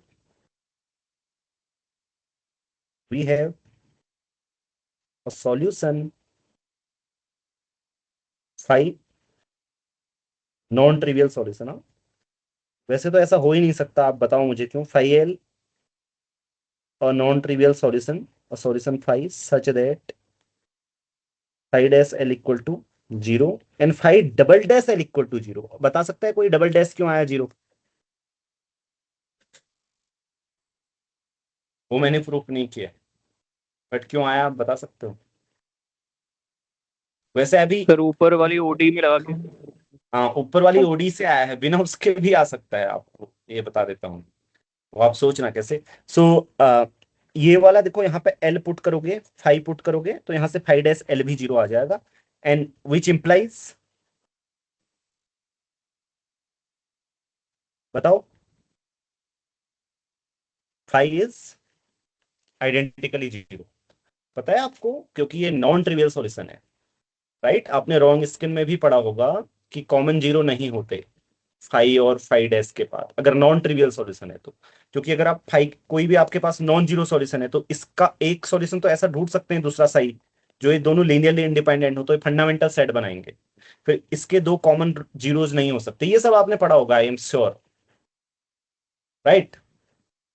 otherwise existence and uniqueness पढ़ी होगी होमोजेनियस डिफरेंशियल इक्वेशन के लिए, वो भी बोलती है अगर ऐसा है तो केवल एक ही सॉल्यूशन होगा कि 0, ठीक है? तो इसका मतलब फाई 0 हो जाएगा, फिर बस यही है, 0 आइसोलेटेड होते हैं, हाँ, ये ध्यान रखना, तो इसलिए ये गलत है। क्या फिर एग्जाम में इतना सोचना पड़ेगा? Yes, it's not difficult to think at all, क्योंकि इस टाइप की प्रॉब्लम आपके रियल एनालिसिस में, और मैंने आपको रियल के लेक्चर्स में भी ये करवाई हैं, अगर आप देखोगे तो काफी पहले करवाई हैं, 1-2 साल पहले, राइट? इस टाइप की प्रॉब्लम्स अगर आपने लेक्चर्स देखे हैं तो। हाँ करण, पूछो।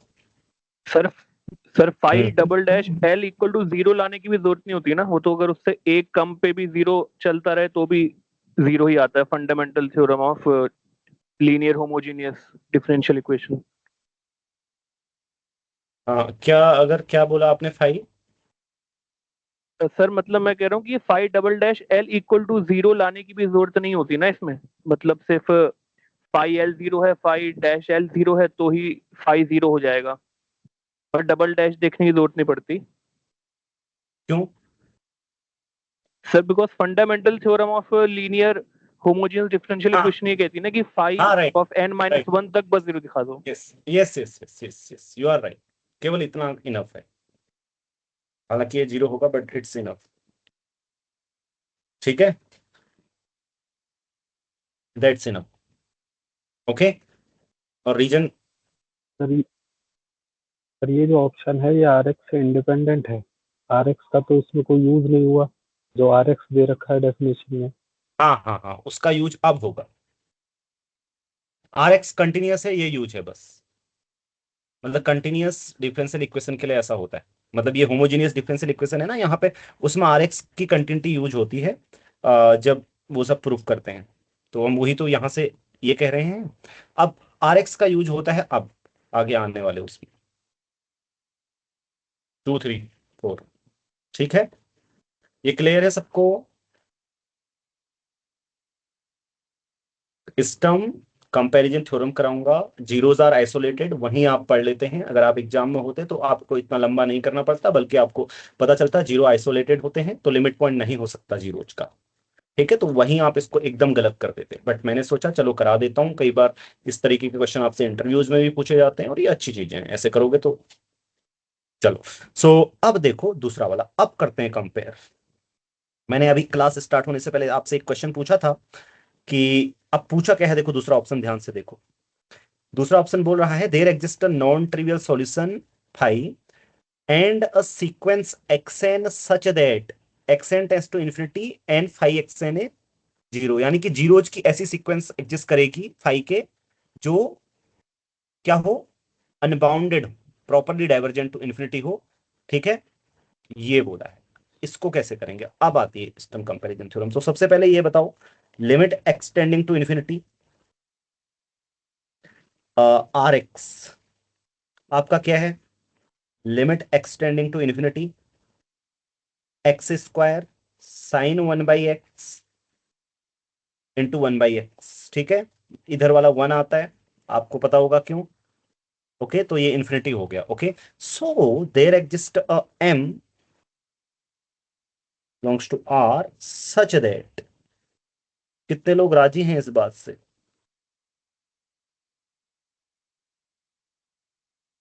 और all x in m comma infinity. Clear?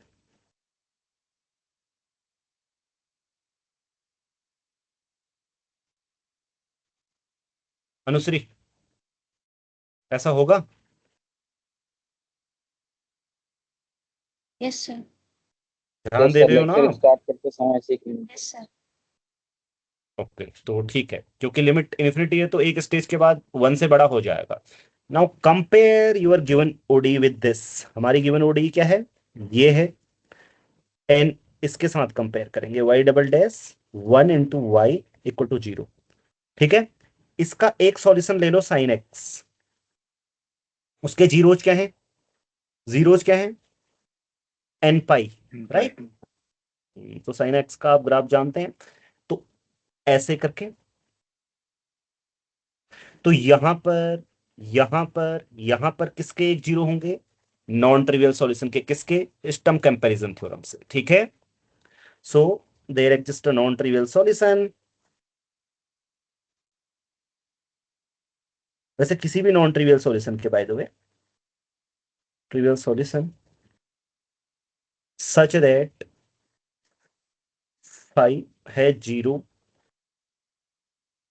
In, phi has at least 1 0 in इस इंटरवल। ठीक है, फॉर ईच एन 1 0 से एक्स एन, क्योंकि वही लाना है, in for each n, right? तो इसका मतलब फाई ऑफ एक्स एन 0, और एक्स एन कहां टेंड करेगी बताओ?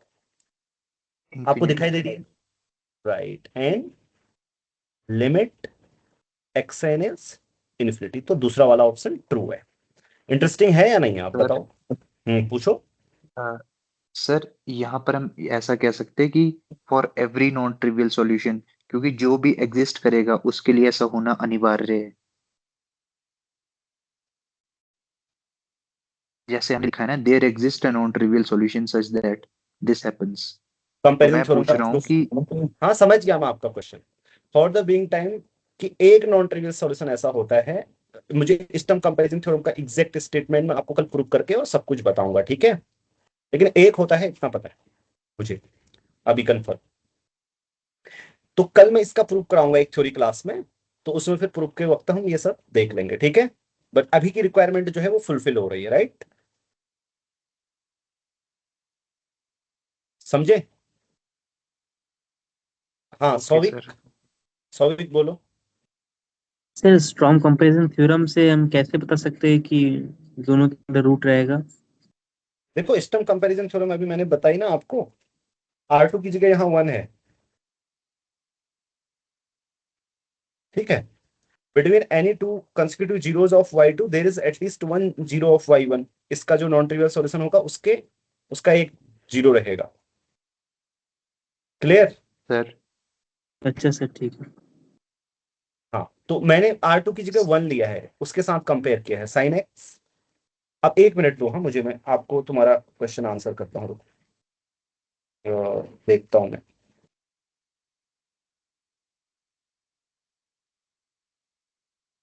हाँ ठीक है, उसका आंसर यस है, वैभव, कोई भी नॉन ट्रिवियल सॉल्यूशन।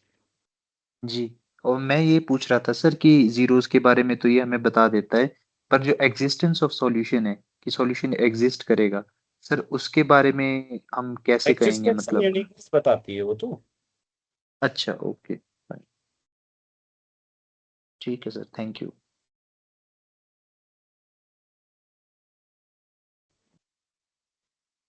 राइट, तो ये क्लियर हो गया ना सबको?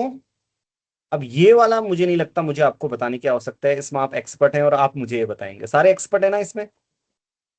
और जब भी रॉन स्क्रीन दिखाई देता है आप सोचते तो होगी, कॉन्फिडेंस आता है कि हो जाएगा ये क्वेश्चन, राइट? लीनियरली इंडिपेंडेंट का रॉन स्क्रीन नॉन जीरो होता है, एबेल्स फॉर्मूला रखो दिमाग में, बस हो जाते हैं ना क्वेश्चंस। तो अब आप बताओ फिर इसका आंसर मुझे, चलो बताओ। क्या होगा 5 1 5 2 का रॉन स्किन, सी ई की पावर माइनस आता है, क्या आता है, माइनस होता माइनस ही है आता मुझे। है। तो वो वाई डैश का जो कोफिशिएंट है वो 0 है, आपको पता ही है, ठीक है। सो dx नीचे आप क्या ही रखना 1, तो ये आ गया कांस्टेंट, ठीक है, सी फिक्स कांस्टेंट, एंड ये ट्रू है। और ये नॉन जीरो होगा या जीरो होगा कांस्टेंट, आप बताओ चलो क्या होगा, ये कांस्टेंट जीरो होगा या नॉन जीरो। नॉन जीरो होगा। Non zero. Non zero. Okay good. अब लास्ट वाला जी, ये फिर आपका सही हो गया। लास्ट वाला, देयर एग्जिस्ट और non trivial solution of ODE which vanishes at most at one point in, ये बिल्कुल गलत है, क्योंकि स्टर्म कंपैरिजन थ्योरम क्या कहती है, किसी भी नॉन ट्रिवियल सॉल्यूशन के लिए, ठीक है, कोई भी नॉन ट्रिवियल सॉल्यूशन को आप कंपेयर कर सकते हो इसके इससे। तो कोई भी नॉन ट्रिवियल सॉल्यूशन के पास क्या होंगे, इनफाइनेटली मैनी जीरोज होंगे ऐसे। हाँ बाय द वे, वो यहां से नहीं, बल्कि एक चीज मैं आपको क्लियर कर देता हूँ, रुके, वो यहां से भी हो सकते हैं, क्योंकि ये क्षमा चाहूंगा आपसे, वो मैंने एम लिया था ना, एम या ये इस इंटरवल में कंपेयर कर रहे हैं एक्चुअली, क्योंकि होल्ड तो यहां से यस कर रहा सर। है, तो एम जहां होगा उसके बाद की बात है, ठीक है। फिर साइन एक्स का ग्राफ देखेंगे कहां से क्या जा रहा है, etc, ठीक है ना, वो करेक्शन कर लीजिए। ओके, क्लियर है ना सबको। तो सोचो, ये क्वेश्चन हल करने आसान है, इसमें कठिन तो नहीं है, आपको थ्योरम अगर पता हो तो। और आपको फिर ये इतना माइंड लगाना भी आना चाहिए कि ये किससे बड़ा हो जाएगा एक स्टेज के बाद, etc, है ना।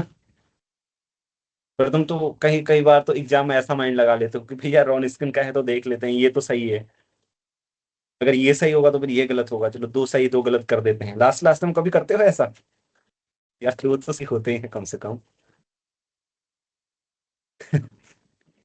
दो ज्यादातर में होते हैं, 4 और 3 कम किसी में होते हैं, मैंने देखा है, ये ट्रेंड पकड़ा है, 2 ज्यादातर में होते हैं, तो ले लेते हैं रिस्क, घर आके पता चलता है नहीं लेना था, गलत कर दिया। कोई धमाल मूवी देखी है ना आपने, इधर एक बटन है, कहते हैं, नहीं नहीं दबाना, वो दबा दिया, नहीं दबाना था, वैसा ही हो जाता है। तो चलो आगे बढ़े।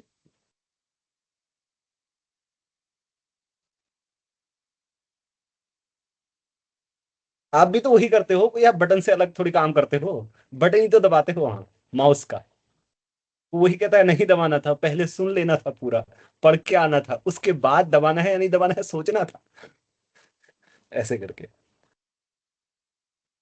सो ये वाला तो आपने थोड़ा किया है ना, ये वाला एकदम नहीं बताया, क्लास का टाइम ना हो जाए, इसलिए मैं ये वाला बताता हूँ, ठीक है। ये वाला तो आपको आता ही है ना, कल मतलब लगभग बता दिया था, ये वाला पूरा नहीं बताया था, इसको बताता हूँ। ये वाला यूट्यूब में भी मैंने डाला हुआ है, वहां पर भी देख सकते हो, ये वाला नहीं डाला है, तो ये वाला बताता हूँ, ओके पहले, ठीक है। अभी आपके अंदर वो फील आना चाहिए कि ये वी कैन सॉल्व। अभी ये देखो, ये आ रहा है ओडी का, किन किन को ऐसे लगने लगा था कि ओडी के क्वेश्चन तो अब छोड़िए, कम ही बनेंगे, एक रॉन्ग स्किन वगैरह का बनेगा, और बनेंगे भी या नहीं बनेंगे पता नहीं, सच बताओ, हाथ खड़ा करो ईमानदारी से, आप क्योंकि आप सॉल्व कर रहे होगे ना एग्जाम, नहीं तो मैं आपको मॉक में देखूंगा आप कितना करेंगे, अच्छे क्वेश्चंस दूंगा, उनके अलग से सॉल्यूशन बताऊंगा। ऐसा फील हो रहा था क्या ये पिछले वाले एग्जाम के क्वेश्चन देखकर, बहुत सारे के आपको सॉल्यूशन भी नहीं मिल रहे होंगे, राइट, हो रहा था। अब वो हटना चाहिए आपके दिमाग से, ओके। हम्म, ये भी देखो, ये भी एग्जाम में हो सकता है आपने सॉल्व ना किया हो, लेकिन कितना आसान है, आप करके दिखाता हूं, देखो। Consider the commutative ring R with unity with at least 5 elements such that for any 2 elements A and B in R, there exists a C such that, इसका मतलब है either A divides B और B divides C, ठीक है। And आपको जब भी example लोगे ध्यान रखना, कॉम्पिटिटिव रिंग विथ यूनिटी, इसके पास एटलीस्ट 5 एलिमेंट हो वो लेना है, ठीक है।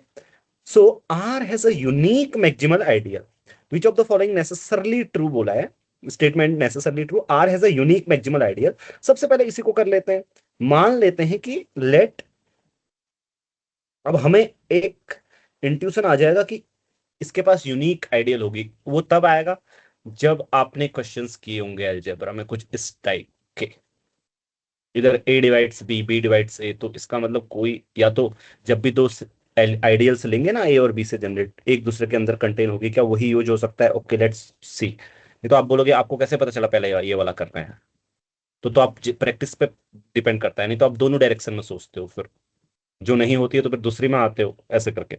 Okay, R is a unique maximal ideal, let I comma J B,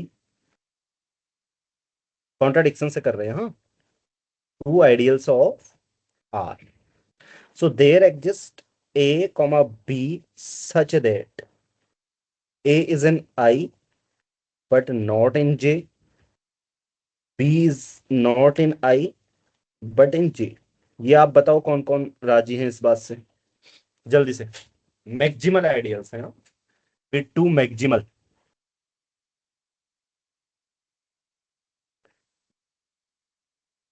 हाथ खड़ा करो। बहुत आसान है ये सोचना, क्योंकि मैक्सिमल आइडियल्स है, ना ही आई जे के अंदर हो सकती है ना ही जे आई के अंदर हो सकती है। मैक्सिमल आइडियल्स हैं तो फिर एक एक एलिमेंट ऐसा मिल जाएगा जो दूसरे में नहीं है, सिंपल सी बात है।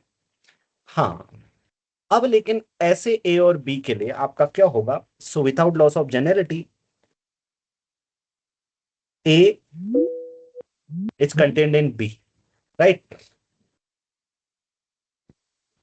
दो एलिमेंट मिल गए ना हमें ए और B, without loss of generality का मतलब हुआ, कहने का मतलब है मेरा, या तो ए बी के अंदर कंटेन होगा या बी ए के अंदर कंटेन होगा, तो हम रीलेबल कर लेंगे, ठीक है। ए का नाम बी रख देंगे, बी का नाम ए रख देंगे, तब मैंने यहां पे लिखा है without loss of generality. Okay, we may assume that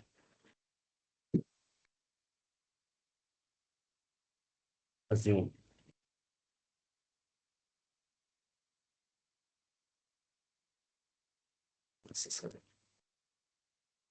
ठीक है।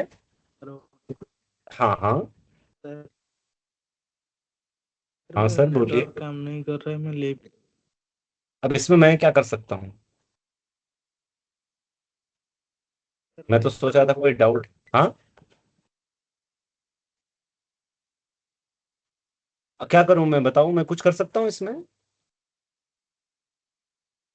सर इसकी रिकॉर्डिंग नहीं जाएगी क्या, नेट काम नहीं कर रहा अभी? हाँ हाँ हाँ, वो मिल जाएगी, चिंता मत करो, ये तो यूट्यूब पे आएंगी, 2-4 दिन बाद फिर आएंगी यूट्यूब पे, फिर उसके बाद कैसे मिलेंगे आपको बता देंगे, रिलेबल इफ नेसेसरी। तो अब यहां से हमारे पास क्या आ गया देखो, A is contained in ideal generated by B, और ideal generated by B J में कंटेन है, तो ये कॉन्ट्राडिक्शन आ गया, राइट, क्योंकि ए तो किसके अंदर था, तो इसका मतलब there is a unique maximal ideal, तो पहला वाला हो गया, R is a unique maximal ideal, it means R is local ring, ठीक। Every finitely generated ideal of R is principal. इसके लिए क्या करेंगे, देखो पहले दो एलिमेंट से जनरेट होने वाली आइडियल देखो, this can be A, right, say A divides, I mean to say B divide से, राइट, क्योंकि दो एलिमेंट से जनरेट होने वाली कोई भी हमने आइडियल ले ली, तो वो, क्योंकि ए बी को डिवाइड करेगा या बी ए को डिवाइड करेगा, तो मान लो ए कर रहा है, ठीक है, मान सकते हैं ना, या बी ए को कर रहा है, तो फिर उल्टा वैसा ही होगा प्रूफ सेम, तो there is no loss of generality. तो इसका मतलब दो एलिमेंट से जनरेट होने वाली आइडियल क्या होगी, एंड ये इंक्लूजन तो क्लियर है, राइट, क्लियर। तो दो एलिमेंट से जनरेट होने वाली आइडियल हमेशा सिंगल एलिमेंट से जनरेट की जा सकती है। नाउ बाय इंडक्शन, अगर एन एलिमेंट से जनरेट होने वाली आइडियल आपके पास है, तो उसको क्या कर सकते हो आप, सिंगल एलिमेंट से जनरेट कर सकते हो, ठीक है, इंडक्शन से, ठीक है सर। एन, हाँ हाँ, इन्फिनिट में मैनी के लिए भी हो जाएगा? नहीं, इनफाइनाइट के लिए जरूरी नहीं, every finitely generated ideal of R is principal.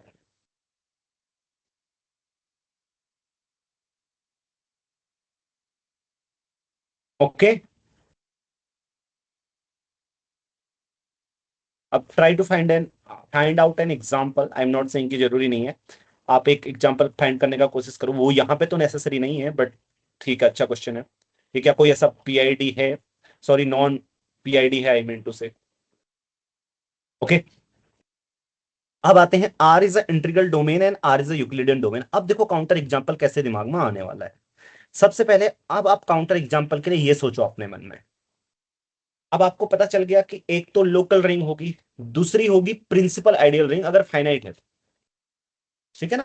Finite है तो सारी आइडियल फाइनाइटली जनरेटेड होंगी और फिर ये प्रिंसिपल आइडियल रिंग हो जाएगी। प्रिंसिपल आइडियल लोकल रिंग चाहिए अब आपको। एग्जांपल क्या non principal ideal local rings होती हैं, मतलब नॉन इंटीग्रल डोमेन, जो इंटीग्रल डोमेन नहीं होते ऐसे। अब ये सोचना कैसे है, ए डिवाइड्स बी और बी डिवाइड्स ए होगा या नहीं होगा। सिर्फ इतना सोचो कि जब भी किन्हीं दो एलिमेंट से आइडिया जनरेट करोगे तो एक दूसरे के अंदर कंटेन होगी। तो कोई ऐसी रिंग सोचो जिसके पास बहुत सिंपल एक ही आइडियल है, आ जाएगा। तो वो तो ऑब्वियसली होगा ना उसमें तो ट्रू ये चीज। नहीं समझे आप मेरी बात, काउंटर सोचने का तरीका। सो मैंने क्या बोला कि you want to find out an example now, right. तो just try to think about a ring जिसमें कम आइडियल्स हों। तो एक कोई भी दो आइडियल्स मतलब टोटली ऑर्डर्ड हो, या तो एक दूसरे के अंदर कंटेन हो, मतलब टोटली ऑर्डर्ड या चेन हो। अब तो आपको मिल जानी चाहिए, बताओ कोई ऐसी रिंग है जेड बाई जिसके 4 पास। हाँ जेड बाई 4 जेड। हाँ, तो लेकिन 4Z आपने नहीं लेनी है, वो ध्यान रखना है आपने, मैंने आपसे कहा था ऊपर 5 एलिमेंट्स कम से कम। ठीक है, आप सोचो 4 की जगह कुछ और भी तो हो सकता है। जेड मॉडुलो ZP जी, हाँ जेड पे फील्ड है, काउंटर एग्जाम्पल काम नहीं करेगा। अनुश्री आप बताओ।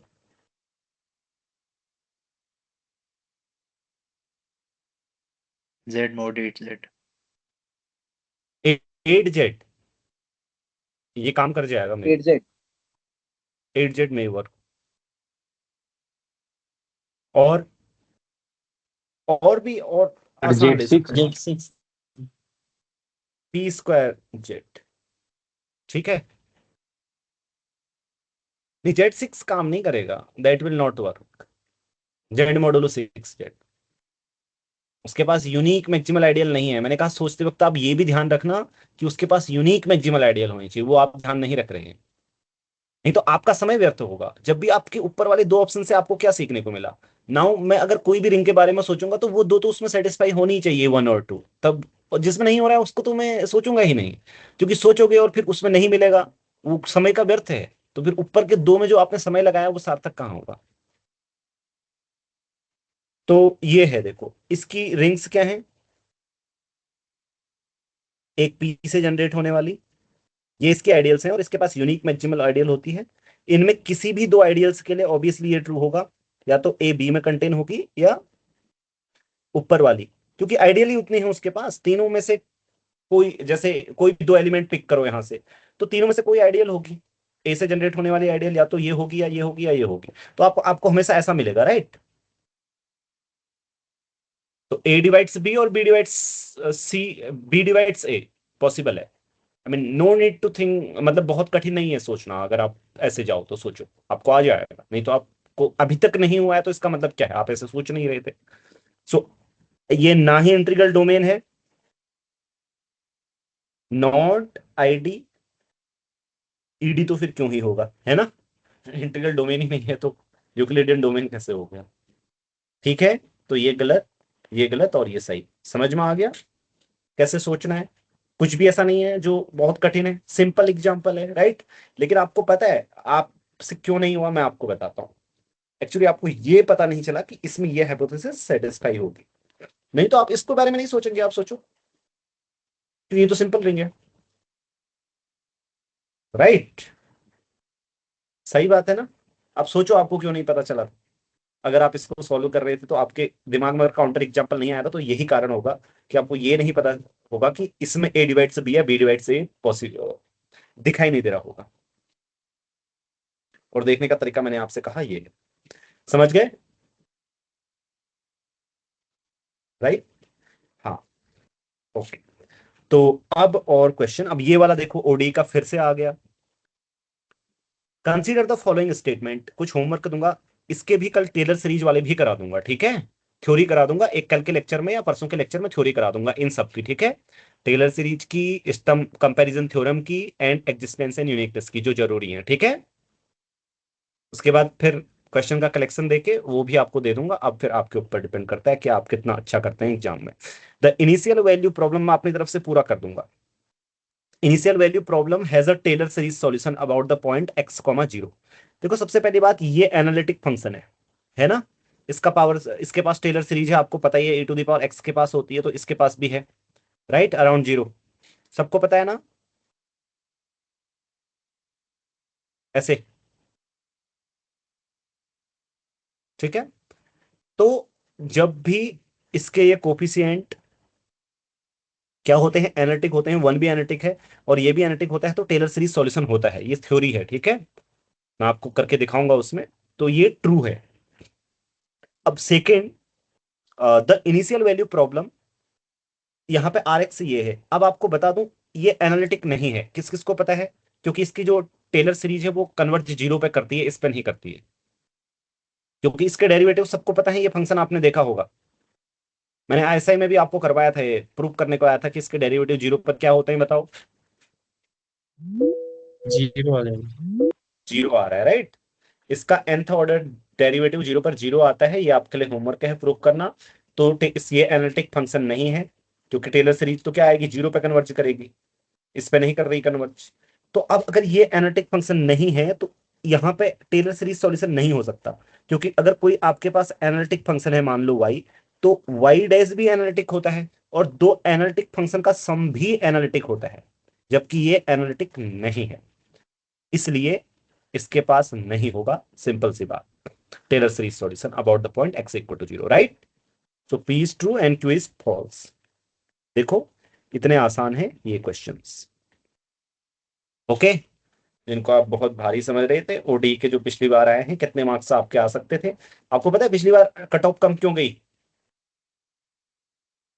क्योंकि देखो, एक तो प्योर में अच्छी अच्छी इसको प्रॉब्लम तो, ओडी आते थे, हाँ ओडी प्योर में से अच्छी अच्छी ओडी प्रॉब्लम सॉल्व तो, करते। हाँ ए ओडी के भी प्रॉब्लम बहुत सारे लोगों से सॉल्व नहीं हुए होंगे, पीडी के नहीं हुए होंगे। अब एल्जेब्रा बहुत अच्छी आई थी, लीनियर अलजेब्रा भी अच्छी आई थी, रियल और रियल ठीक थी, कॉम्प्लेक्स भी अच्छी आई थी। हम्म। तो फिर, तो इसीलिए मैं कहता हूं कि एनबीएचएम की तैयारी करो। एनबीएचएम की तैयारी करोगे तो फिर तुम जानोगे ये सब, ये जो प्योर में जो भी हैं। और ये प्रॉब्लम ओडी तो एनबीएचएम में भी आती है और बहुत अच्छी आती है। एक ही क्वेश्चन आता है ना, भले ही बहुत अच्छा आता है, एक ही क्वेश्चन में आप नेट के जितने क्वेश्चन आते हैं सब सॉल्व करना सीख जाते हो। एनबीएचएम में ऐसी प्रॉब्लम आती है। अब सारी ओडी के अगर आप मेरे एनबीएचएम के सॉल्यूशंस देखेंगे यूट्यूब में, आप देखना उनमें आप कितना सीखते हो एक ही क्वेश्चन में। तो इसलिए एनबीएचएम आपको जरूर देना चाहिए, ठीक है। आपको चाहे उससे कुछ मिले या नहीं मिले, बट वैसे तो वो बहुत ही फायदेमंद है। हर किसी रिसर्च इंस्टीट्यूट में आप उस इंटरव्यू दे सकते हो, कंटीजेंसी ग्रांट ज्यादा, स्कॉलरशिप ज्यादा, एंड फिर वो क्वालिफाई किया है तो आपने बहुत अच्छा सीखा है, समझो। ओके, सो आगे बढ़ते हैं। ये वाला हमने कल कर लिया था, ये वाला हमने कल कर लिया था, ये वाला कर लेंगे आप, आसान है। ये वाला भी कर लिया था। अब एक ये वाला है और कुछ और है जो, हाँ ये गैलोवा थ्योरी वाला पहले आपको बता देता हूँ, फिर मैं आपको और चीजें कराता हूँ, ठीक है। टफ टफ वाले। So let p greater than equal to 3 be a prime number and fx be an irreducible polynomial of degree. बहुत ही इंटरेस्टिंग है, आप इसको समझिए, भले ही आपने नहीं पढ़ी है तो फिर भी देखो। Suppose a1 dot dot dot A P are the roots of f such that, ये नॉन रियल रूट्स हैं इसके और बाकी रियल रूट्स हैं।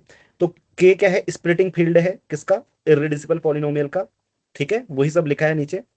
सो consider the Galois group g, Galois group g of k over q as a subgroup of sp। वो समझते होंगे आप, इसके परम्यूटेशंस कंसीडर कर सकते हैं ऑटोमॉर्फिज्म को, ठीक है, क्योंकि any automorphism is determined by the action, it's action on this. So which of the following statements is true. सबसे पहली बात बोली है the transposition 1, 2 belongs to G. Step by step जाएंगे, देखो। द कॉम्प्लेक्स कंजुगेट होमोमॉर्फिज्म, यानी कि जो जेड को क्या सेंड करेगी, जेड बार पर सेंड करेगी, वो क्या करेगी, वो करेगी a1 को a2 पर सेंड, राइट। a2 पर मैप करेगी ना, क्योंकि उसका कॉम्प्लेक्स कंजुगेट क्या है, a2 है। दो ही तो दो ही तो नॉन रियल रूट हैं, a1 एंड, बाकी के फिक्स रहेंगे, रहेंगे ना।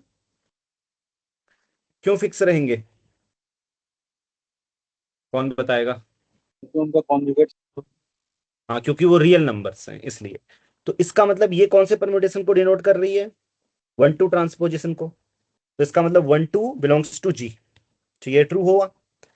Order of G is divisible by P. G का ऑर्डर डिविजिबल बाई पी है। अब वो देखो, ये जो सब फील्ड है क्यू, एक रूट ले लो कोई A1, ठीक है, इसकी डिग्री के ऊपर कितनी है बताओ? अनुश्री आप बताओ कितनी डिग्री है इसकी के ऊपर? 2 टू। टू है या कुछ और है? सोचो एक बार। 1 1। 1 होना माने तो फिर ये क्यू के ही बराबर हो जाएगा। किसने बोला 1? अमितेश आप बताओ कितनी डिग्री है A1 की, सॉरी Q1, QA1 की क्यू के ऊपर डिग्री बताओ। अनन्या आप बताओ डिग्री ऑफ अ, हाँ अमन आप बताओ।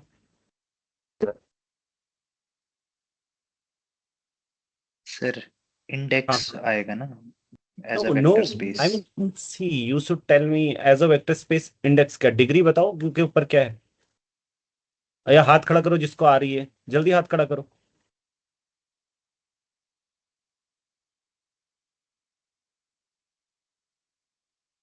ऐश्वर्या आप बताओ डिग्री कितनी होगी? सॉरी सर, मुझे पता नहीं है इसका। ओके। और निधि आप बताओ डिग्री कितनी होगी?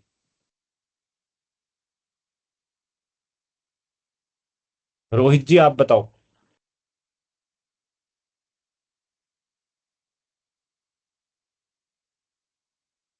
पी। अनुश्री कितनी होगी?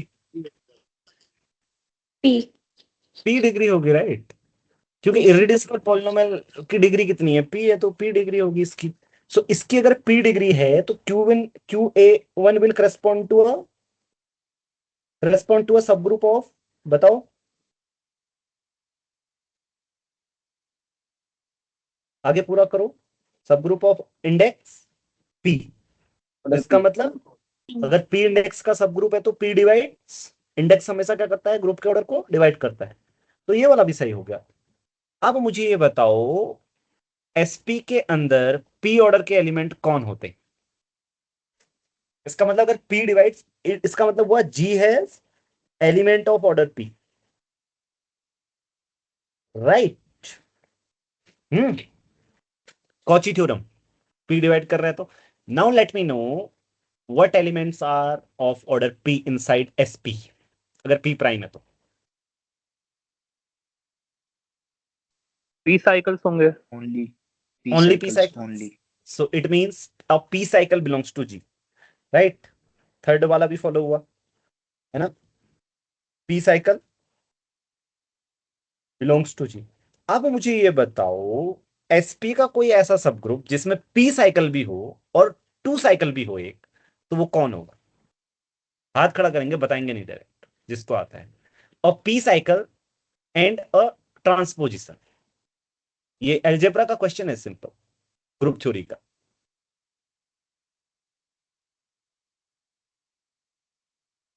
प्राइम के लिए ही होता है ऐसा कुछ अनोखा। या पी साइकिल और हाँ मतलब टू साइकिल बिलोंग करे तो फिर क्या होगा? हाँ निधि आप बताओ क्या होगा? SP sir. क्योंकि फोर्थ ऑप्शन में एसपी लिखा है इसलिए, या सच में एसपी होगा? हाँ पढ़ा। अनुश्री आप बताओ एसपी होगा या नहीं? Yes sir SP. ठीक है, ये प्राइम के लिए ही होता है या एन के लिए, किसी भी एन के लिए होता है? क्वेश्चन निधि। यस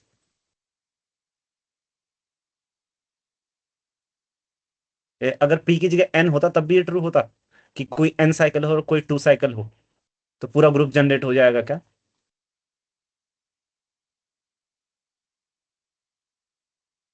सर होता है। नहीं होता, प्राइम के लिए होता है। अनुश्री क्या होता है, प्राइम के लिए होता है या किसी भी एन के लिए होता है? आई थिंक एनी है। नहीं तो एन के लिए वो खास कर कुछ ऐसा होता है 1 2 dot dot dot N N cycle N ये ऐसा तो नहीं होता वैसे तो, राइट। चलो let me leave this question for you, but यहाँ पे ये ट्रू है कि अगर प्राइम के केस में ट्रू है तो इसलिए जीएसपी हो जाएगा एंड वी आर डन। देखो कितना इंटरेस्टिंग प्रॉब्लम है और कितनी जल्दी हो सकता है अगर आपने थ्योरी पढ़ी हो। आपको ये बता रहा हूँ, Galois theory, metric space, function analysis, topology, इनके मिलाकर क्वेश्चन कम से कम कितने आते हैं? ये गैलोवा थ्योरी, एक फंक्शन एनालिसिस और दो टोपोलॉजी, 4 हो गए ना। और आप इनको नहीं पढ़ते हो नेट के लिए, मुझे पता है बहुत सारे लोग, और आपको पता है इनके क्वेश्चन उनसे इजी आते हैं बेसिक कोर्सेज से, सारे एकदम क्विक होने वाले आते हैं, बस थ्योरी पढ़ी होनी चाहिए। जब 4 क्वेश्चन मिल रहे हों ज्यादा पढ़ने से, और पढ़ना तो पड़ता ही है एमएससी में कोर्स, तो सीखते क्यों नहीं? अगर नहीं एमएससी में सीख पाए तो फिर एक मैथमेटिक्स में सीखो, सब पढ़ाया हुआ है। फंक्शनल पढ़ाई थी इससे पहले। अब फंक्शनल का एक क्वेश्चन मैं आपको देता हूं एंड में, ये लास्ट क्वेश्चन है फंक्शनल एनालिसिस का। सो देखो, और सारे क्वेश्चन तो शायद आसान है, ये बहुत इजी है, ठीक है? नहीं होंगे तो बता देना, ठीक है? एक बात पूछ सकती हूँ? हाँ हाँ पूछो सवाल। हेलो सर, 1 मंथ अभी बाकी है, अभी फंक्शनल मतलब टोपो नहीं नहीं, फंक्शनल थोड़ा सा तो एमएससी में पढ़ा था, पर अभी उतना याद भी नहीं है, एमएससी में आप पढ़ा था, एक तो 1 मंथ देखो, में मैं क्वेश्चन के लिए कैसे प्रिपेयर कर? समझ गया। मैं एक चीज लास्ट में कहना मैं भूल गया, आप लोग फंक्शनल पढ़ते नहीं, लेकिन 1 महीना पहले पढ़ना शुरू मत करना, क्योंकि जो पढ़ा है उसको ही पढ़ो आप, क्योंकि वो भी जाएगा फिर ये भी जाएगा। अब 1 महीने में थोड़ी कुछ होता है, मैं पहले की बात कर रहा हूँ कि पहले से पढ़ा रहा होना चाहिए, ठीक है? जैसे आप पहले से सीखते रहे, आप उतना ही करें जितना किया है, अभी नहीं पढ़ना सर है। डिफरेंशियल भी मतलब बहुत ही कम कम पढ़ा है सर, बहुत थ्योरी बस पढ़ा है, वही दिक्कत हो गई। ओहो, पता नहीं अभी 1 मंथ में मैं कैसे क्या कंप्लीट करूँ इसको। अब क्या ही हो सकता है फिर।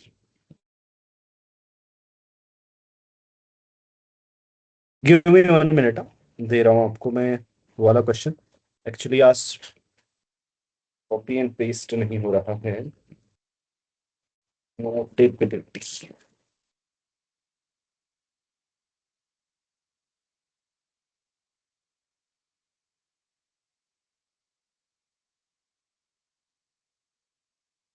जो भी है बच्चों, सारे बच्चे मेहनत करो, इन 30 दिन में कम से कम आपको इतना तो होना चाहिए कि मतलब जो 6 मंथ में नहीं हुआ वो 30 दिन में होना चाहिए, तब तो बात होगी कुछ, कि हाँ बनी बात, ऐसा लगेगा, ठीक है? नहीं तो फिर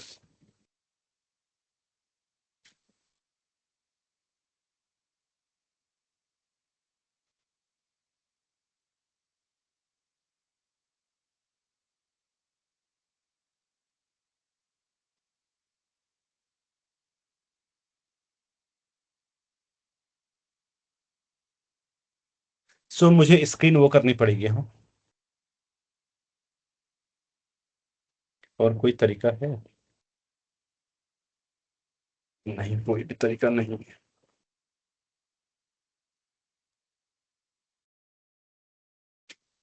so give me a minute. Screen नहीं दिख रही है ना?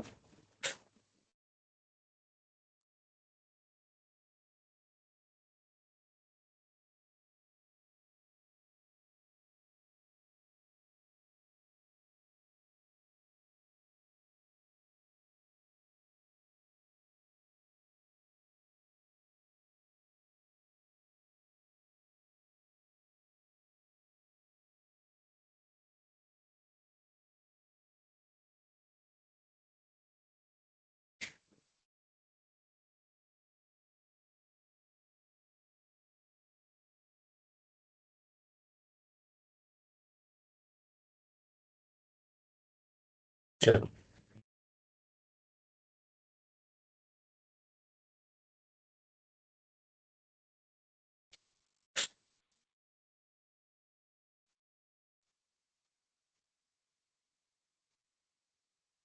ठीक है, तो ये प्रॉब्लम है, आप देखना है कितनी आसान है, और आप इसको कर सकते हैं कि नहीं कर सकते हैं, तो आपको पता चल जाएगा। चलो, फंक्शनल, और हाथ खड़ा करो क्विकली, एंड कितनी क्विक आप कर सकते हो इसको पढ़ो और हाथ खड़ा करो। होने के बाद करना, हाँ, होने से पहले ही मत करो।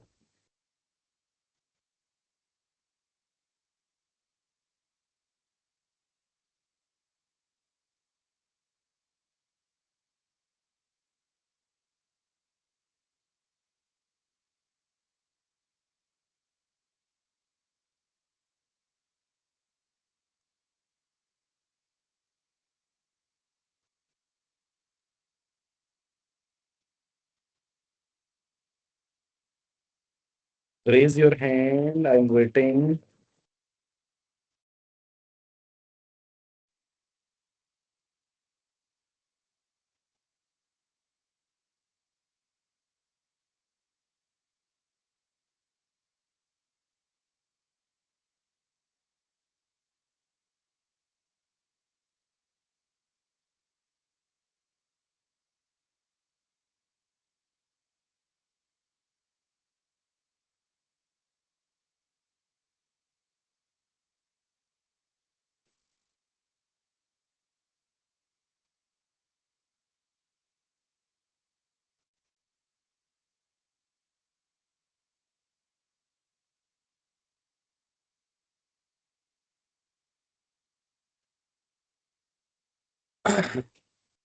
इतनी रेट क्यों लग रही है अनुश्री? नहीं हुआ? कर रही हूँ। ओके, बी क्विक, जल्दी करो बच्चों, it's not time taking. Everyone जिन्होंने फंक्शनल एनालिसिस का कोर्स किया था पीछे, बी क्विक, इट्स L2।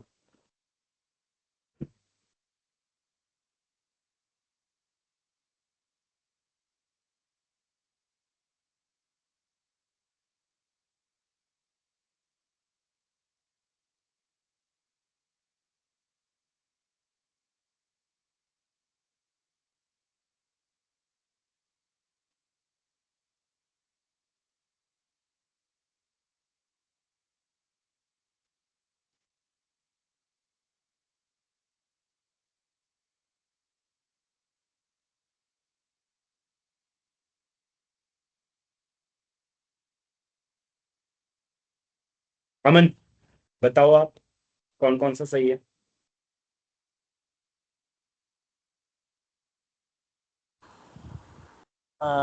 दो सही है, फोर्थ सही है।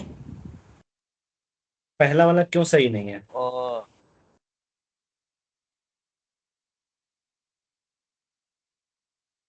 एक्चुअली आपसे पहले मैं पूछूंगा कि दो क्यों सही है।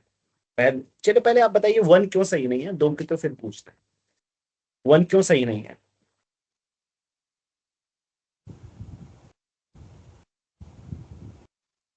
Why H does not contain orthonormal basis?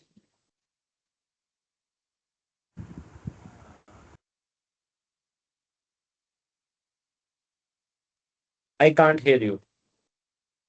So Anushree आपने ये बैक कर दिस दिया हाथ में हुआ उठा के।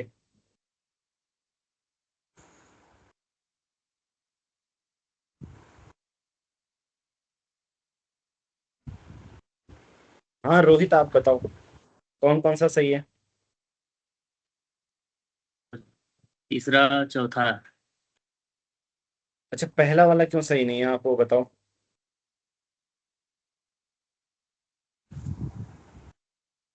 फिर वो मैं कंट्राडिक्शन सोच रहा था कि कोई ऑर्थोनॉर्मल बेसिस L2 का H में सपोज कर रहा था, तो फिर वो जो कंडीशन दिया है मॉड n लेकर इक्वल टू 1/n, इससे नहीं हो पा रहा, तो हम लोग क्यों नहीं हो पा रहा वो तो रीजन बताओ। सर वो मतलब मैं प्रिसाइज नहीं सोच पा रहा हूँ, लेकिन मतलब इंट्यूशन कह रहा है कि नहीं होगा। अच्छा सर मेरा ये है कि ऑर्थोनॉर्मल बेसिस ऑफ L2 जो होता है, तो वो तो वो सेट होता है, डेंस होता है L2 में, मतलब जो सेट। हाँ, तो यहाँ पे अगर ऑर्थोनॉर्मल बेसिस अगर कंटेंट करेगा तो उसका नो स्पैन नो भी नो, तो एच में होगा। Wait wait wait, orthonormal basis dense होता है या ऑर्थोनॉर्मल बेसिस का स्पान डेंस होता है? Span span. हाँ ठीक हो गया फिर। तो स्पान अगर डेंस होगा तो स्पान तो एच में कंटेंट करेगा ना, अगर जो ऑर्थोनॉर्मल बेसिस का कंटेंट करेगा L2 का एच एच के अंदर। स्पान तो किस में कंटेन करेगा? एच के अंदर कंटेन करेगा। क्यों?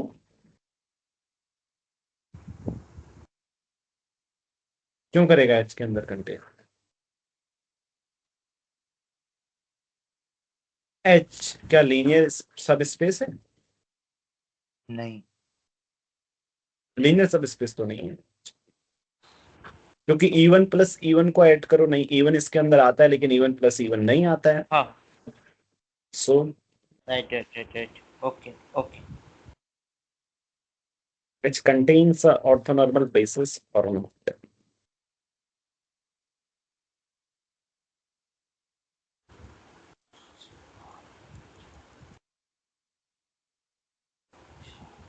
सर एच के अंदर ये E1 E2 E3 ये सारे तो आएंगे ना? नहीं आएंगे ना, E2 कहाँ से आएगा, नो नो E2 E3 नहीं आएंगे, E1 आएगा बस। सर वो अगर एच के अंदर कोई ऑर्थोनॉर्मल बेसिस कंटेंट हो रहा है तो वो फिर उसका एक्सपेंडेंस होगा, पर उसमें जो standard basis standard orthonormal basis है पर वो ना कंटेंट करेगा ना एच में। पर वो H में क्यों करेगा कंटेन, H तो सिंपल एक कौन सा? सेट है, ऑर्थोनॉर्मल बेसिस H में क्यों आ जाएंगे, स्पान बड़ा भी तो हो सकता है उनका S से, उसमें क्या है, H क्लोज सब स्पेस थोड़ी है कोई प्रॉपर, सब स्पेस ही नहीं है। अगर एच से बाहर जा रहा है तो हम उसको स्केल करके एच में लाएंगे ना, तो फिर वहां से कंट्राडिक्शन होगा। अच्छा विनोद आप बताओ।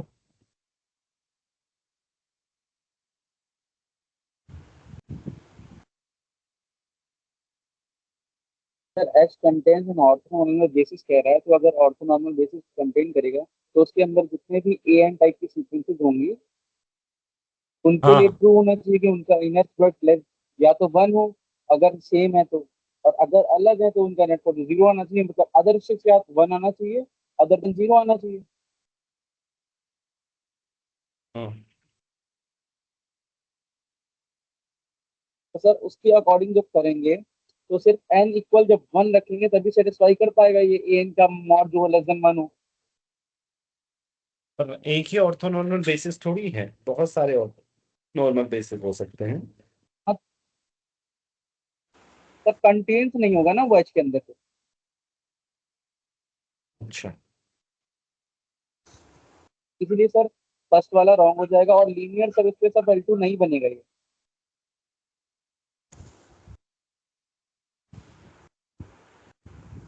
बाउंडेड तो सर क्लियरली दिख रहा है, कॉन्वेक्स सेट बन ही जाएगा। ठीक है बच्चों, चलो कल इसको करके लाना। ओके आज के लिए इतना ही।